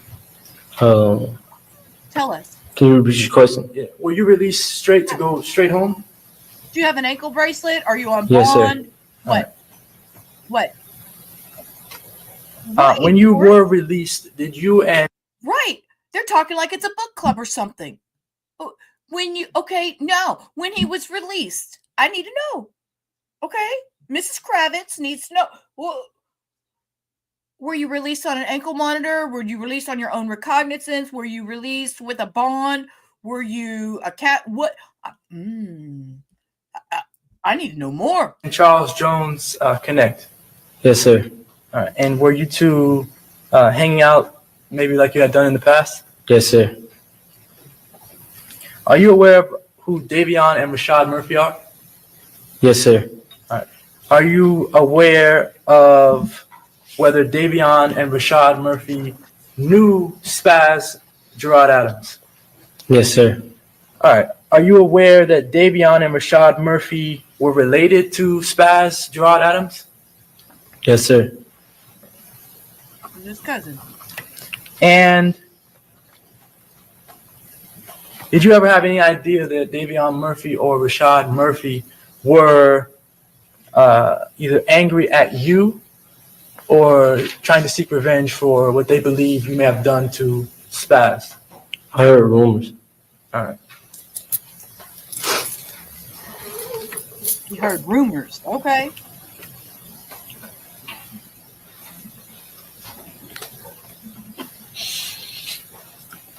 Because you're in 6 block, does that mean you hate other neighborhoods? No, sir. Does that mean you hate other groups? No, sir. Does that mean you hate, whether somebody calls it a gang or doesn't, does that mean you hate gangs that are in Jacksonville? No, sir. All right. Are the lines between these different groups or gangs, are they as clear as people make them seem? Can you repeat it and explain more? So 6 block and ATK are what they would call rivals? To the world, yes, sir. To the world. Is there a chance that maybe some ATK affiliates or members might talk to 6 block affiliates or members? Yes, sir. All right. Is that against the culture or anything like that? All human beings. Yes, sir. No, sir. Do you all sometimes grow up together and end up in different groups? Yes, sir. Sometimes you went to school with individuals and were friends with them, and they ended up in Overruled, go ahead. and they ended up in what the world would call a rival gang. Can you repeat your question? Right. So were you ever friends with people, let's say growing up, middle school, elementary, middle school, high school, Yes, sir. and they end up in a different gang or group of individuals? Yes, sir. Right. Does that mean that you automatically hate those people? No, sir. No, sir, but when you hang with like-minded individuals, you seem to a lot of times take on their ways, their thoughts. I mean, you run with the like-minded people. I could run with that comment. Let me be quiet. A lot of this back and forth, the rap music, was it put out to get views? on YouTube or social media, the rap music? Can you repeat your question? Was a lot of the rap music, the some drill mute, rap sir. music, was it put out to get views on YouTube and on social media? Yes, sir. Is all of it even true? No, sir.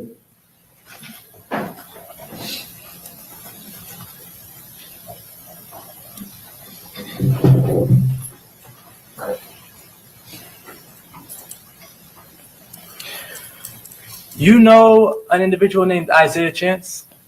Yes, sir. What is his I guess his name, his nickname? Gutta Z. All right. When did you come to know Gutta Z? When I came home in 2023. How did you meet or come to know Gutta Z? Social media. So you saw him on social media? Yes, sir. All right. And did one of you reach out to the other? Yes, sir. Who reached out to who? I can't really recall. I think it was him, but I can't recall. All right. Let me ask you this first. Did you and Isaiah Chance exchange phone numbers or ways to contact each other? Yes, sir. All right. And did you all contact each other at points in time? Yes, sir. Did you all used to talk on the phone? Yes, sir. On FaceTime as well? Yes, sir. And those conversations, sometimes they lasted hours? Yes, sir. And you all would just talk about random things? Yes, sir. Was it necessarily anything to do with the 6 block, ATK, 1200 gang stuff? No, sir. The phone number that Isaiah Chance would contact you on, do you know if that phone number belonged to him? No, sir. I can't. No, sir. Did you ever have any indication that the number belonged to Alicia Andrews? Yes, sir. And Isaiah Chance would contact you on that phone number, the same one every time? No, sir. Different number? Yes, sir. Okay.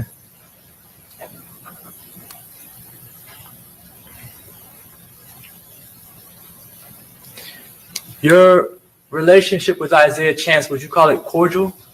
Cordial, yes, sir. You and him ever get into any issues? No, sir. All right. At any point in time, did you ever have any communication with Alicia Andrews? No, sir. Did you ever reach out to Alicia Andrews for anything? No, sir. Have you ever seen her in person? I think I recall a long time ago, early 2018, 17. Okay. Do you know if that was at Reigns?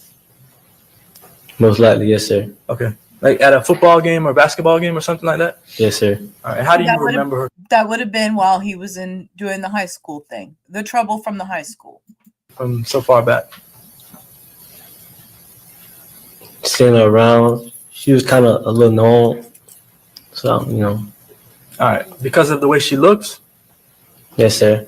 All right. And when I say that, what do you mean by that? Or when we both say that, what do you mean by that? Objection, relevance? Go ahead. Well, she was a pretty girl, but that's about it. Just like that. You just boosted her ego. She was a pretty girl. She didn't even flinch at that. I'd have made a little smirk or a smile under my breath. Somebody said that about me. But that's about it. Just like that.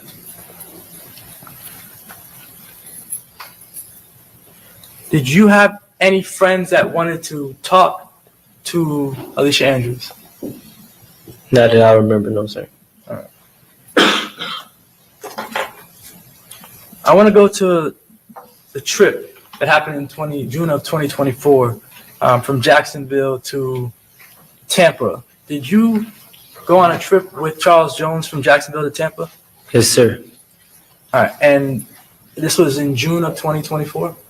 Yes, sir. During this trip that you went on with Charles Jones, who went with you? Me, Charles, and Gino. She don't know it. Okay. Just the three of you? That was in the car, yes, sir. All right. And you all drove down in the Charger? Yes, sir.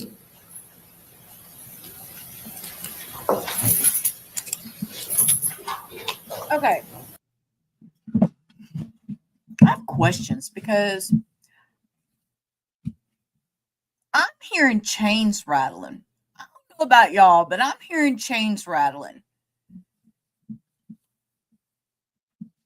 My presumption with hearing that is he is incarcerated for something. Why I say incarcerated, he could be in jail for something. I don't know. They're not showing him, which is sus.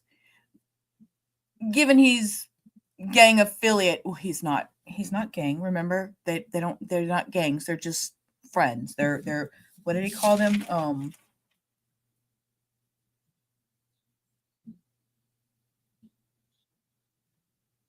I didn't write it down, but he didn't call them gangs. He called them something else. My mind just went blank.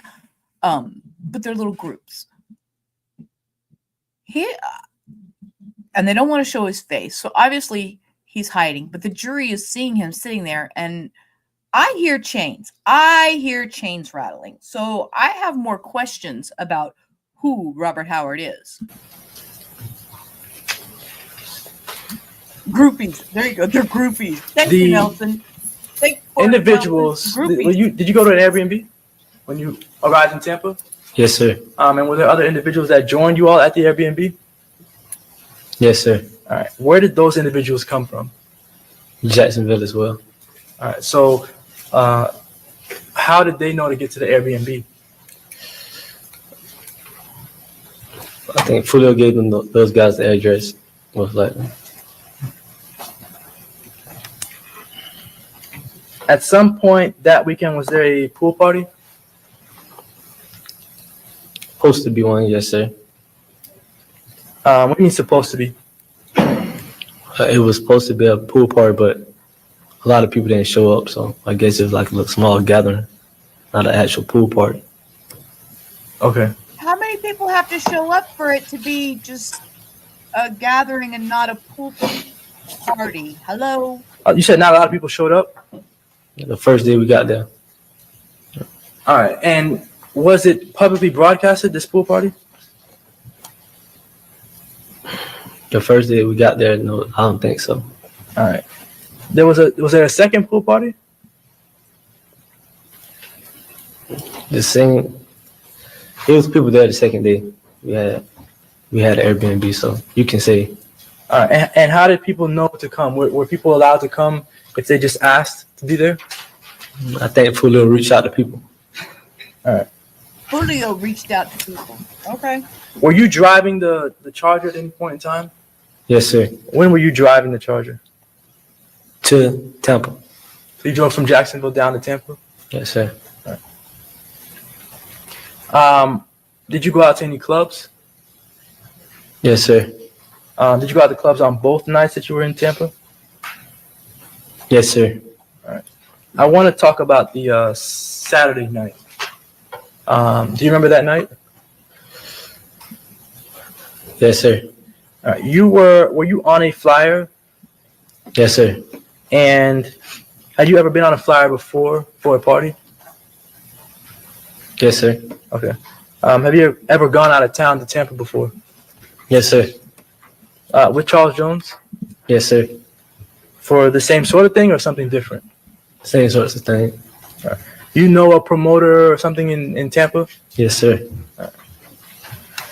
So you are at the Airbnb. At some point on Saturday, do you leave to go to a club?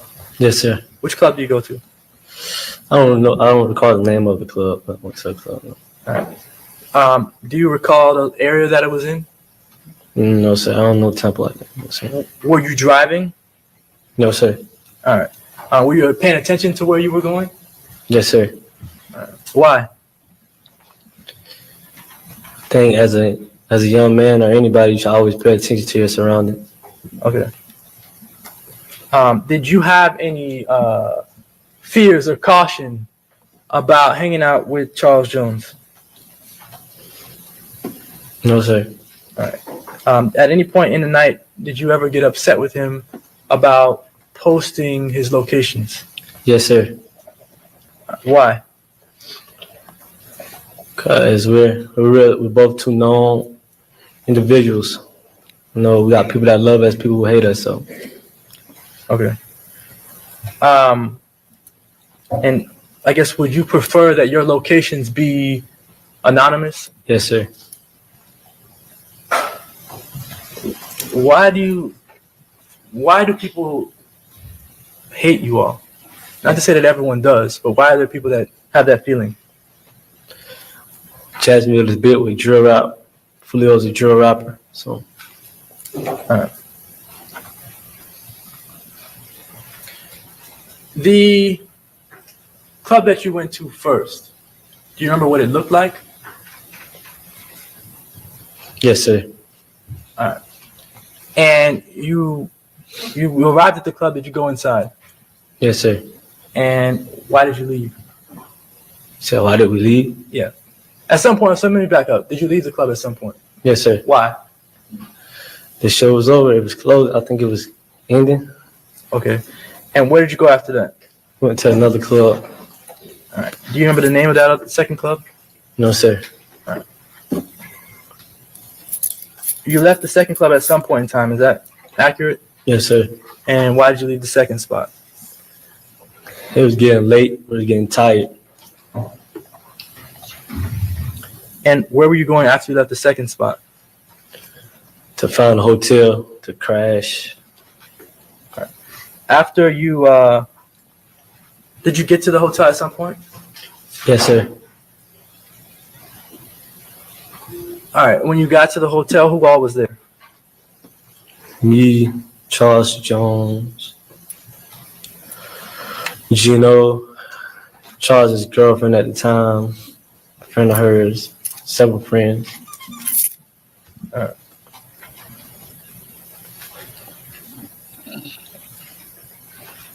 When you got to the hotel, did something happen? Yes, sir. What happened at the hotel? A shooting. All right. Did you see any of the people who did the shooting? No, sir. All right. And did you later come to find out that two of the people arrested for the shooting were Davion Murphy and Rashad Murphy? Yes, sir. All right. Did either of them contact you after the murder? Just one. Which one? Rashad Murphy. Rashad Murphy contacted you how? He texted me. How did he have your number? Have conversations. You've spoken to him before? Yes, sir. Like friendly conversations? Yes, sir.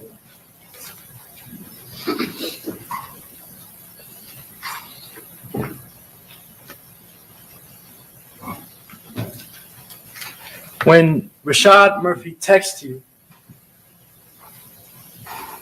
did it have anything to do with Fulio's death? He said he forgives me. So. Forgives you for what? That's what I was trying to figure out. So you don't know? She said he forgive me. Did you respond? I don't recall responding. And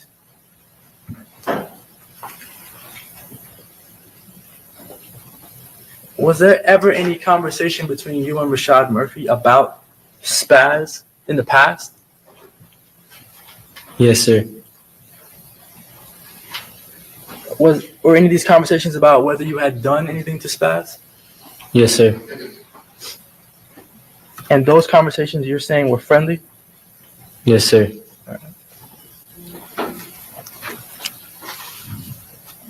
The 6th block have a hand sign. Yes, sir. All right. That hand sign, or let me ask you this: is there a hand sign for 21st Street? Yes, sir. Is there one for 1200? Yes, sir. Are the signs for 1200 and 21st, are they the same? I don't think so. No, sir. And what about the signs for 6th block? Is it the same as 1200 and 21st? No, sir. The sign for 6th block, can you describe what it is? It's like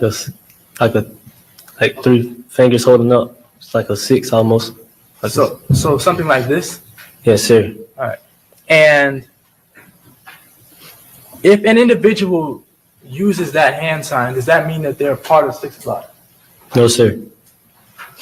Do sometimes people use those hand signs when they're not actually a part of 6th block? Yes, sir.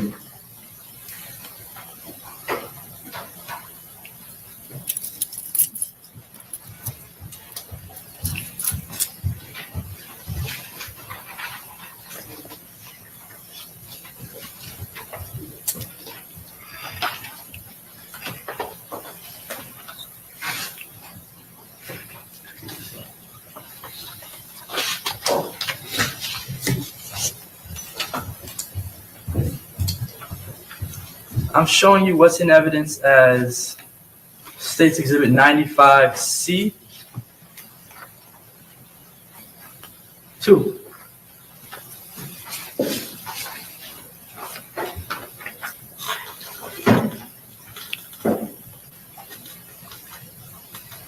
Is this the flyer from the party at Twizzlers? Yes, sir. All right. The hand signs that Charles Jones is using, are those 6th block hand signs? No, sir. What hand signs are those? I don't even know. He is posing. Did he pose like that? I am sure there is stuff often? he does not want to admit to.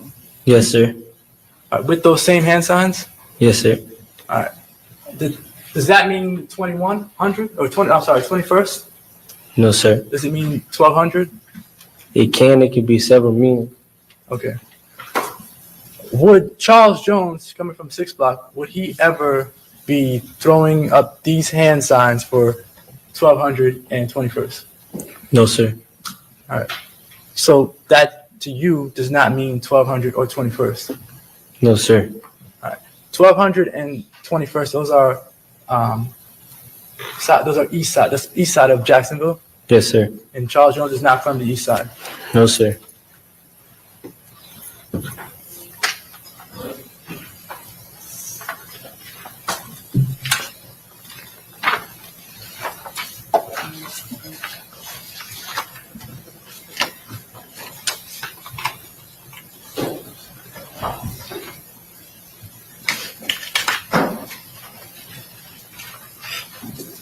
If you see an individual with those hand signs that you saw Mr. Jones with just now, Yes, sir. does that mean that they're gang affiliated? No, sir.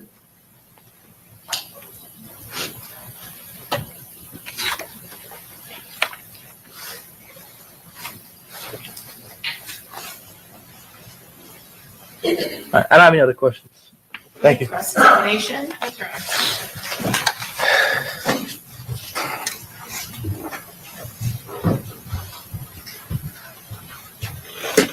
Mr. Howard, do you have a nickname? Yes, ma'am. What is that? Kenny Caps. Yes, ma'am. Kenny? Why? South Park. Is it related to your stature? Someone from South Park, a small individual or smaller in stature individual? Yes, ma'am. Okay. And have you been known by that name before you were incarcerated? Yes, ma'am. Now, you said you were accused of the murder of Spaz or Joe Rod Adams that occurred at Rains High School in 2018. Is that right? Yes, ma'am. But the fact is, you were convicted of that homicide, correct? That's the manslaughter conviction. Yes, ma'am. Was there anyone else with Spaz at Rains High School when Spaz was shot? Yes, ma'am. Who was that? Willie Roy. Willie Royal. Yes, ma'am. And Willie Royal is Will Go Crazy on Instagram and known to people. That's his tag. Yes, ma'am. Will Go Crazy. Yes, ma'am. And That is exactly true, Forrest. he would have no knowledge of any of the gang signs if he wasn't involved. I'm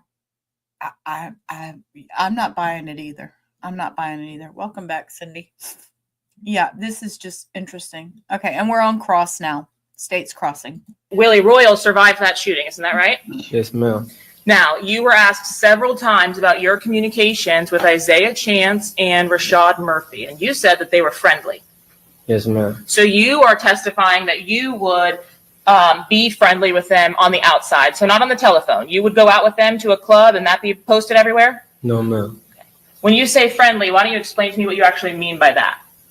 Just conversation. We're not yelling. We're not arguing. We're just talking. What's the goal of you having a long, hours-long conversation with Isaiah Chance?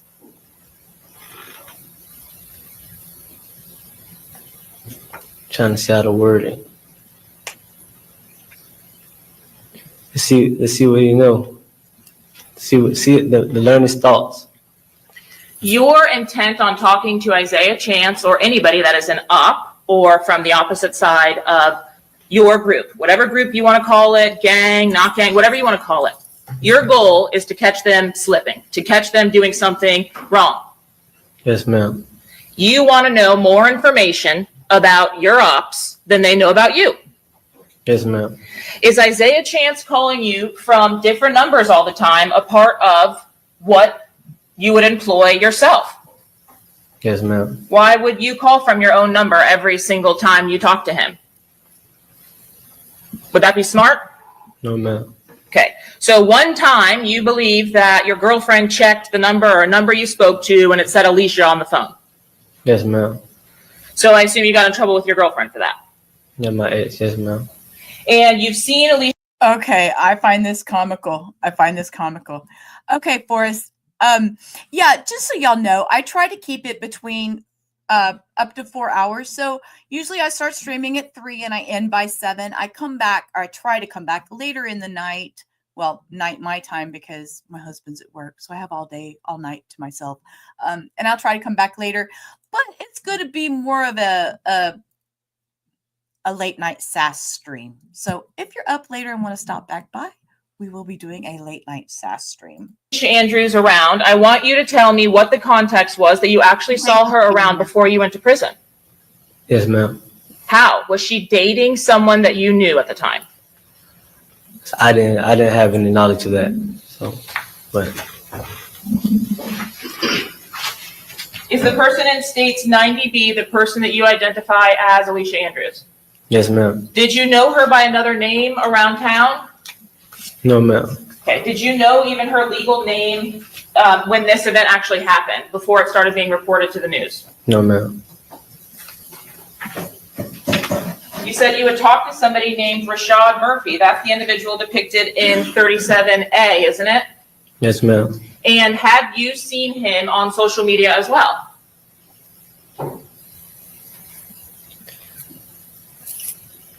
Like a blur, not. Yeah, I didn't see his Instagram, but not him posting himself on Instagram. Okay. Well, his Instagram account name was Ghost187, right? Yes, ma'am. Was it rare to get a glimpse of Rashad Murphy's actual whole face? Yes, ma'am. When you talked to Rashad Murphy on the phone, like you've testified, and FaceTime with Rashad Murphy, did he show you his face and his surroundings and the people that he was hanging out with on a FaceTime? No, ma'am. So what could you see? Like, the ceiling. He wouldn't show you his face? No, ma'am. Did you ever actually see his face to be able to confirm that that was Rashad Murphy, that was the person talking to you on the phone? One time. So you did see his face at least once. Yes, ma'am. Is that what you're talking about when you catch people slipping? You catch them in a weak moment?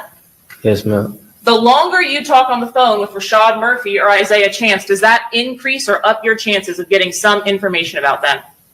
Yes, ma'am. Honestly speaking, the fact that your girlfriend reverse searched and found out that it was Alicia Andrews' phone number that called you once, from all of the calls that you got from random numbers from Isaiah Chance got caught. Yes, ma'am. You didn't know what Alicia Andrews' phone number was before that. No, ma'am. That is a part of the lifestyle, right? Yes, ma'am. So currently, right now, you're incarcerated. Yes, ma'am. You're here presented He is incarcerated. See, I told y'all I was here in Jingle Jangles. in orange, right? Yes, ma'am. Then orange. Hello. Hello. Hello. What are we doing here? And you certainly have at least some knowledge of the Jacksonville gang scene. Yes, ma'am. Will you ever testify that 6 Block is a gang? No, ma'am. You understand the statute? What's required, what law enforcement says defines a gang? No, ma'am. Do you think it's against your interest for some reason to admit that 6 Block is a gang? Can you like rephrase it in a different way? You certainly know that you admitting that 6 Block is a gang and you're associated to them is one of the elements of the gang statute. You're never going to admit that you're a member of 6 Block. Let's see if I can find out. You're never going to admit that anybody is a member of any gang. No, ma'am. You're never going to call any of these groups a gang. No, ma'am.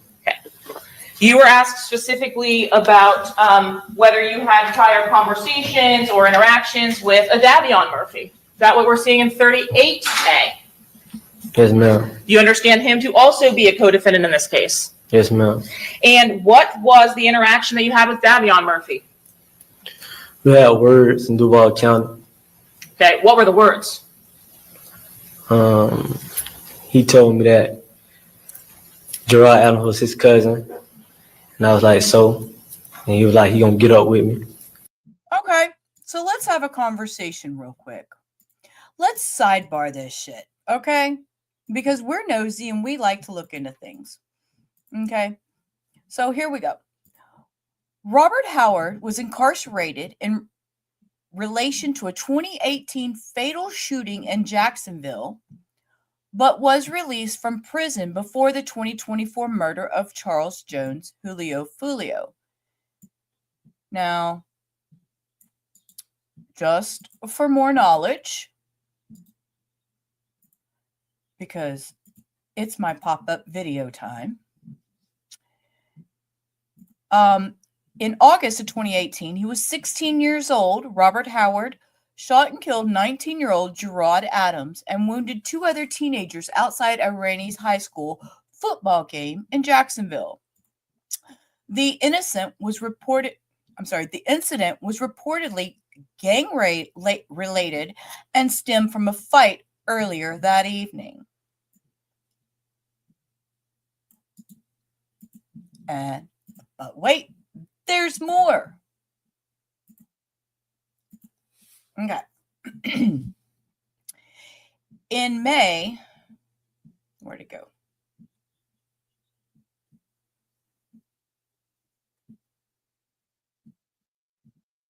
Okay, he was initially charged with second-degree murder and 2 counts of attempted murder. In May of 2022, due to witness issues, prosecutors downgrading the charges, and Howard pleading guilty to manslaughter and aggravated battery.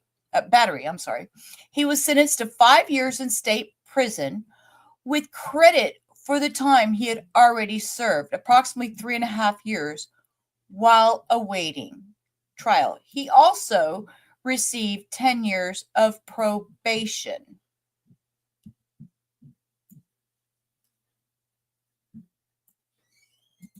Oh, goodness. Here's more. Hang on. It's just rolling, guys. It's just rolling. Here we go.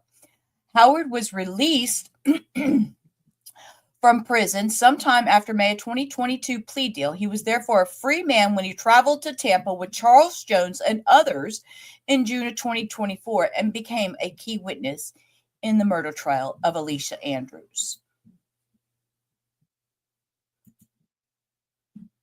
And I was like, okay. Did you think that that was a polite reference that he was going to get up with you? No, ma'am. Did you know this man? No, ma'am. At the time that he told you Gerard Adams was his cousin and he was going to get up with you, what were you incarcerated for? I was accused of the murder of his relative. His relative being Joe Rod Adams. Yes, ma'am. 35A, is this the person that you talked to on the phone, identified as Isaiah Chance? Yes, ma'am.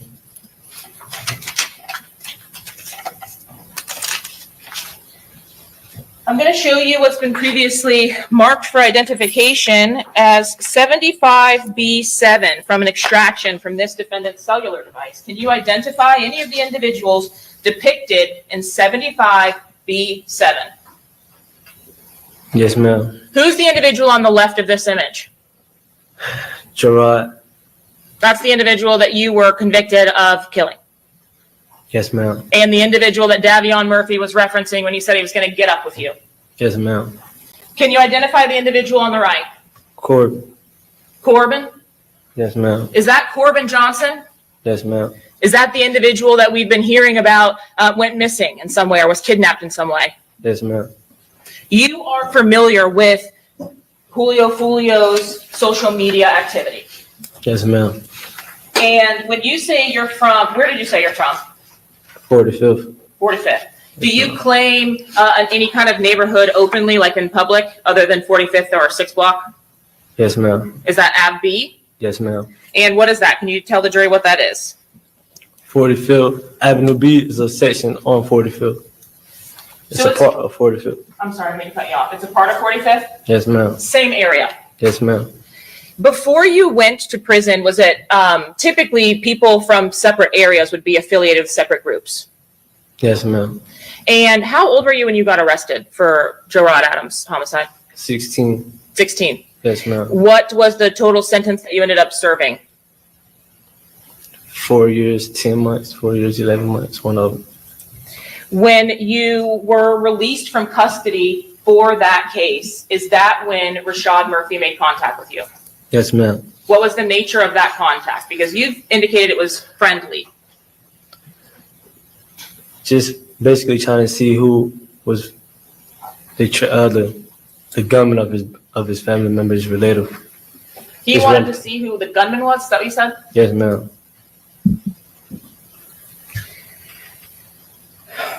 Was there some question about whether you were the person who actually pulled the trigger that killed Spaz, aka Joe Rod Adams? Yes, ma'am. You have indicated that you understand or have at least seen some of the back and forth with these drill rap videos. Yes, ma'am. Why is Kenny Caps never disrespected in those videos? I'm highly respected. Why? Because I believe, I'm a stand-up guy, and I didn't give up. I'm sorry, I what? didn't give up my friend, What? but I didn't say any names when I got arrested for the manslaughter of the Gerard Adams. Okay, so let me make sure that I understand this correctly. Yes, ma'am. Hold up. Let me make sure I understand this correctly before she goes in her.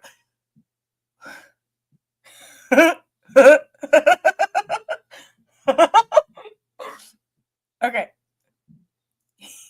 He said he's a stand-up guy. I'm sorry. I found giggles in that.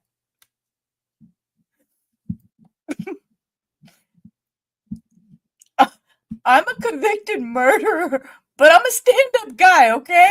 I only took some. Okay, Cindy, maybe that's what he meant. That's what. I'm sorry, I was so taken aback by that comment. Okay, thank you. I was fixing to just go deep dive on this one. I'll be quiet. Let her talk. At the homicide of Joe Rod Adams, there were other individuals present, Yes, ma'am. and you didn't give up any names. Correct. Was Bibby present at the homicide of Joe Rod Adams? Yes, ma'am. And what's Bibby's real name? Adrian. Adrian Yes, ma'am. Gaynor? Yes, ma'am. And did Adrian survive much longer after Joe Rod Adams died? No, ma'am. When you Did he get choked up saying no, ma'am? Joe Rod Adams died. No, ma'am. He did. Oh, she touched a nerve with that question, y'all. Did you hear that inflection in his voice? That she hit a nerve. Any names? Correct. Was Bibby present at the homicide of Joe Rod Adams? Yes, ma'am. And what's Bibby's real name? Adrian. Adrian Yes, ma'am. Gaynor? Yes, ma'am. And did Adrian survive much longer after Joe Rod Adams died? No, ma'am. When you went to jail for that, was it pretty quickly after Spaz was killed at the high school? Yes, ma'am. And did Bibby pass away while you were incarcerated for that murder? Yes, ma'am. During your entire time incarcerated, did you ever give a statement about Bibby or anyone else associated with that murder? No, ma'am. So when you tell us that you're highly respected, it's because you didn't tell on anyone. Yes, ma'am. Okay. When you say that, or when I'm asking you about whether your name is in any of these music videos, why aren't ATK or 1200 members or even other people that might not like you dissing you? For those reasons, highly, a lot of respect in Jacksonville. Are you talking on anybody else's deceased family members? No, ma'am. When you went to prison, what year did you actually go? 2022. When you were arrested, was that still in 2018? Yes, ma'am. At the time that you were arrested in 2018, was it common to commit a crime for your friends or members of your ops and then admit to all of the details of the crime in a music video? No, ma'am. When you came out of prison, was that something that you frequently saw? Yes, ma'am. And did you engage in that, or did you start to engage in that? I never engaged in it. So is that why Rashad Murphy is then contacting you and asking what happened with his cousin? You were already convicted and had done a prison sentence. I don't understand why he's contacting you after. You said you did it. Yes, ma'am. Why? Why is he contacting you? Because it was a lot of rumors that I didn't have anything to do with it. But So- you didn't snitch. But I didn't snitch. Yes, ma'am. Was Rashad Murphy? So all this, okay.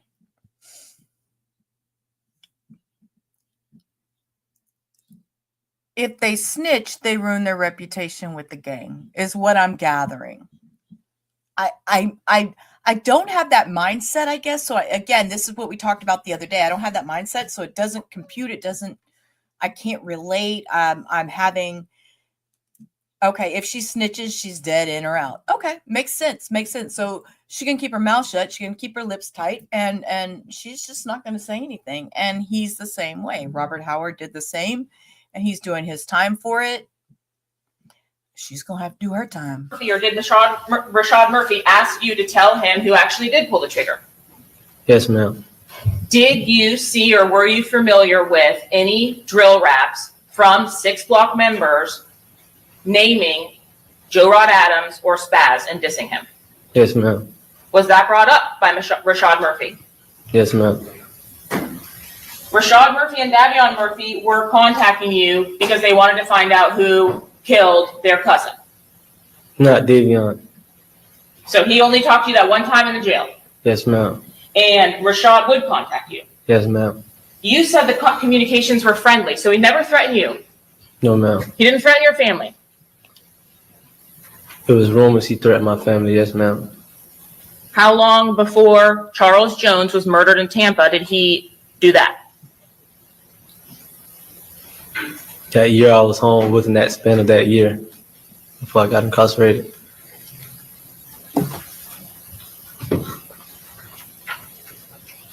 You were asked about a hand sign that Charles Jones was doing in States 95C2.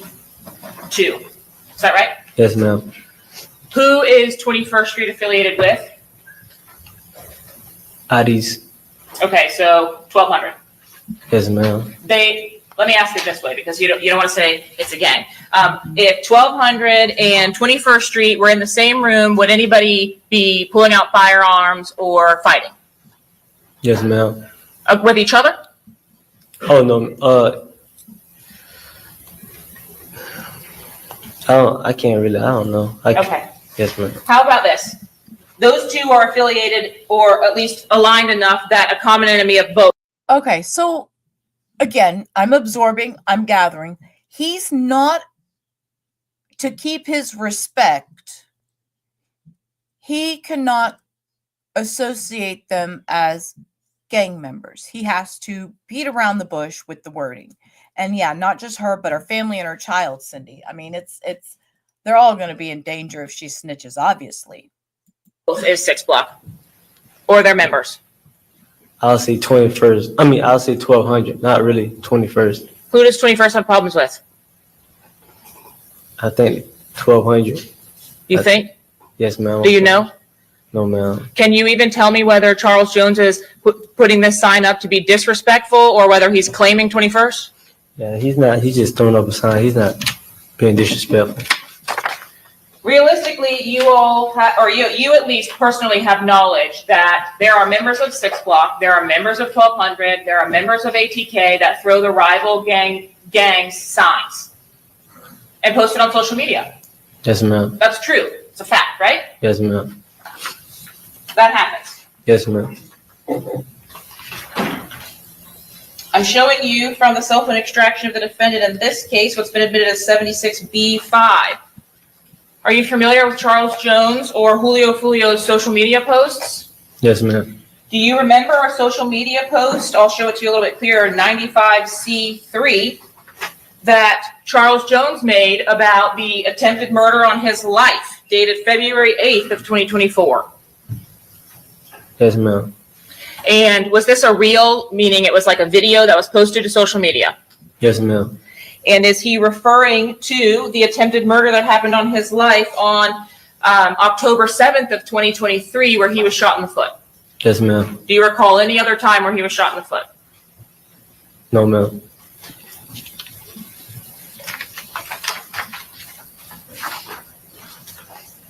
From that same post, Charles Jones is making this hand gesture. Is this what you were referring to when you said that 6 Block may throw a 6? Yes, ma'am. You are from AvB. Does that mean you wouldn't throw a 6 with your hands? Yes, ma'am. You would not ever throw a 6? No, ma'am, I would. Yes, Oh, okay. Yes, ma'am. Is 6 Block is an area. I understand the concept that 6 Block may be a neighborhood, but it is also a moniker that Charles Jones uses when he posts rap videos. Is that correct? Correct.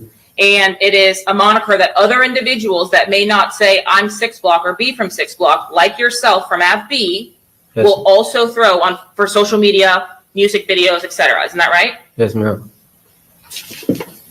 Would you ever be in a position, particularly after your conversations with Rashad Murphy and Isaiah Chance, where you would hang out in public or go out with people in public that are throwing signs from the opposite groups? No, ma'am. Did you have any indication from Isaiah Chance that the night that you came down or the next night or the weekend, you were in danger? Yes, ma'am. Isaiah Chance, is he an individual who you know from childhood that you grew up with? No, ma'am. Have you seen the videos or photos from his arrest? Yes, ma'am. You remember that video? It looks really cool. The background, the houses. Yes, There's like ma'am. a big truck there. You remember that? Yes, ma'am. You saw that video of him being arrested. Yes, ma'am. It's raining. Yes, ma'am. We're on the same page. You know exactly what I'm talking about. Yes, ma'am. Did you grow up in a golf course, gorgeous community like that? No, ma'am. Do you know him or Sean Gathright? No, ma'am. You didn't grow up for years and years and years, like with them. No, ma'am. Is 6 Block a beautiful stretch of area that looks just like those gated communities in that golf course? No, ma'am. Is AvB beautiful and gorgeous like that? No, ma'am. Melvin Park? No, ma'am. So Isaiah Chance comes onto the scene and you know him from social media? Yes, ma'am. You had not seen him before that. Never. Was he a big rap name before that? No, ma'am. Is it unusual, at least from the time that you have grown up in Jacksonville, for people to switch sides completely? So that would mean somebody from, for example, 6 Block switching completely to ATK. No, ma'am. Does that happen? No, ma'am. How about between groups, right? There's nothing that says there's no problems that happen between the two groups, 3 groups, whatever it is, right? You could have members of ATK that fight with each other. Yes, ma'am. Can't you? No, ma'am. No one from ATK can fight with each other.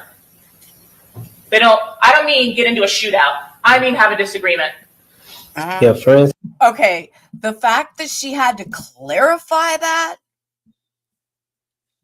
the fact that she just had to clarify that, Oh. Without disagreement, people have disagreements. Yeah, that's, Right. yes, ma'am. And they switch to other subsets. They may not stay with one group. No, that's not really common, but it'll happen. That's not common, No, ma'am. but it does happen. Yes, ma'am. Then how is Isaiah Chance, NHG, ATK, and now 1,200 within 24 months? He's not really from anywhere. He's not really from a neighborhood. Yeah, so you don't actually see him before you go to prison or as y'all are growing up, maybe playing football together or something No, ma'am. with other 1,200 members, No, ma'am. with other NHG members, No, ma'am. other ATK people. No, ma'am. Everybody else have known each other since children. Yes, ma'am. Are Isaiah Chance and Sean Gathright some of the only local people that you are aware of that live in the nice side of town? Yes, ma'am. You don't have, Can they? Charles Jones didn't grow up in a big mansion.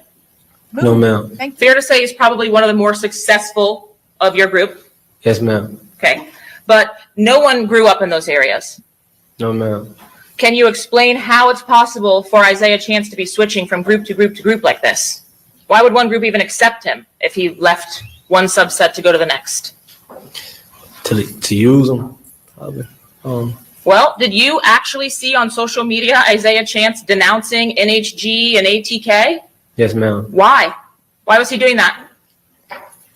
Yeah, I think he fell out with members of those groups. Yes, and then he started, you saw a social media post where he started posting and he tagged Ghost187, Rashad Murphy, his new 1,200 friend, right? You saw that. Yes, ma'am. So he again switched. Yes, ma'am. Is that something you have done? Never. Anybody in Six Block that you're aware of switch up like that? No. Did Charles Jones and Gutazay or co-defendant Isaiah Chance get into it on social media? Yes, ma'am. Was that pretty out there on social media? Yes, ma'am. Did you see them on Spaces getting into it? Yes, ma'am. Do you recall what they were getting into it for? Yes, ma'am. What was that? Gotta say fake clothes. Fake clothes. Yes, ma'am. He was posting wearing designer clothes, wasn't he? Yes, ma'am. And Charles Jones was making fun of him on social media, wasn't he? Yes, ma'am. Charles Jones has lots and lots of followers on social media, doesn't he? Yes, ma'am. Including the defendant in this case, Alicia Andrews. Did you know that? No, ma'am. You didn't know she follows him? No, ma'am. Would Charles Jones get into it with Ace on social media? Fulio and Ace get into it? Not though I remember, I recall. Well, maybe not social media, but YouTube videos. Yes, ma'am. You know, interviews with podcasters or music videos, drill raps that they're posting. They don't like each other. No, ma'am. It's pretty clear from the music videos. Yes, ma'am. And you admit Charles Jones really, really gets into it with people. I mean, he goes deep. He does. Right before the homicide actually occurs, are you familiar with the post that Charles Jones made to his social media account blasting ATK and their CEO, Ace? No, ma'am, I wasn't aware of it. You're not aware of the social media post that he made about a thigh bone? It's been a minute. I probably seen it. Would it refresh your recollection to look at that post? Yes, ma'am. Your Honor, may I approach? Yes.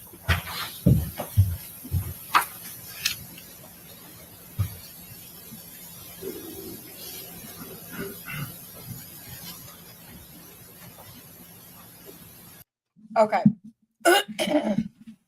That is where we're going to pause for the day. So I can do my quick review. I don't have a lot.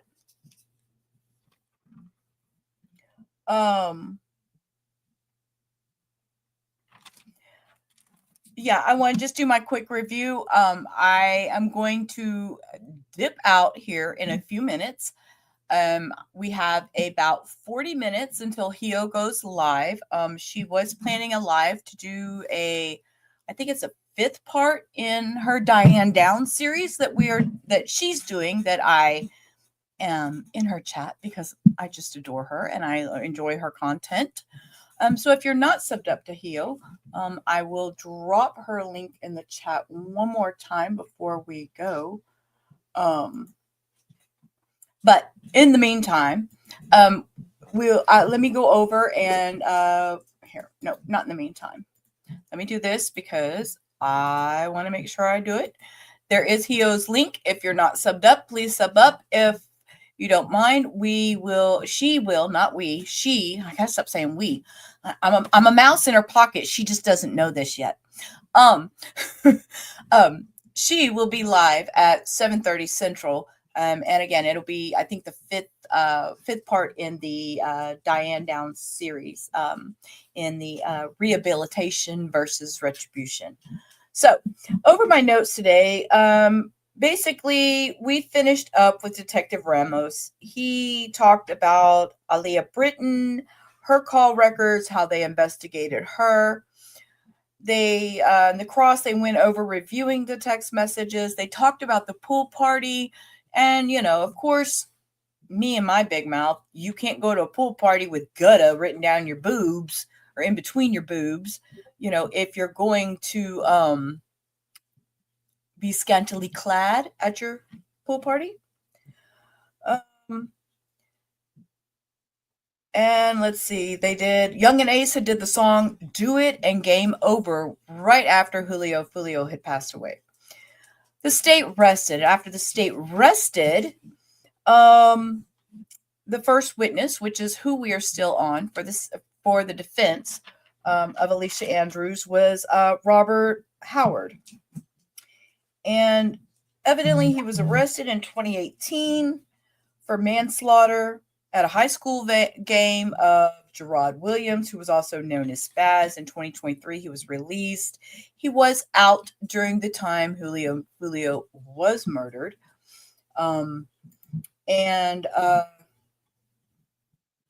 Yeah, he was out. So it is what it is.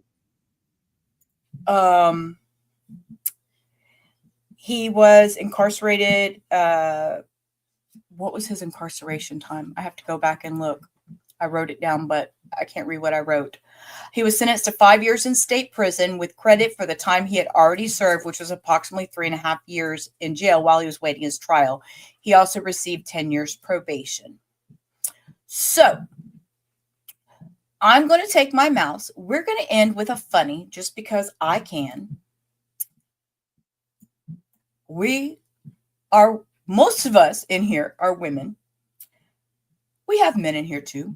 They might find that, hey, you know what? Man boobs is a thing. So it's possible. Let's watch a funny before we leave.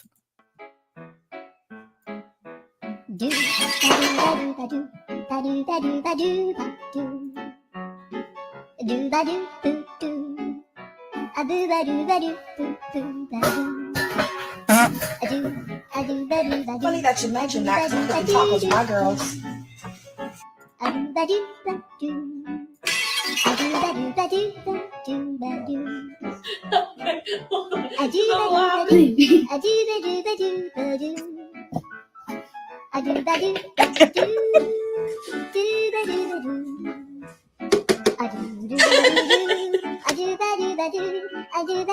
I will not be doing this challenge. Holy fuck.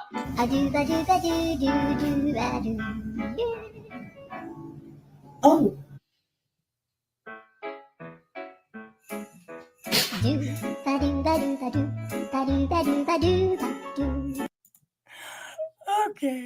Okay. I'm sorry. Us women with large breasts obviously know the struggles, okay? Not gonna lie. Large woman here, I know the struggles. I needed to end with a funny because today was just kind of a little off the wall for me. Again, it is November 11th, and I want to wish all the veterans a happy Veterans Day. I want you all to have a great rest of your night. We will return tomorrow for day, what are we on, 7 now of the review of this. And Cindy's got it. Cindy won. Cindy took the day. She won the internet, the whole chat. She won. She got moves going. Okay, y'all. I'm going to dip out. I'm going to go enjoy my fur babies for a while. And anybody that is up and around, hopefully you'll pop into Hio's stream and I will check you there. And I'll probably be back about 11:30 midnight my time for just some crazy streaming. So, oh, Cindy went from small to big. You go, Cindy. All right. With that, peace. Rubber out.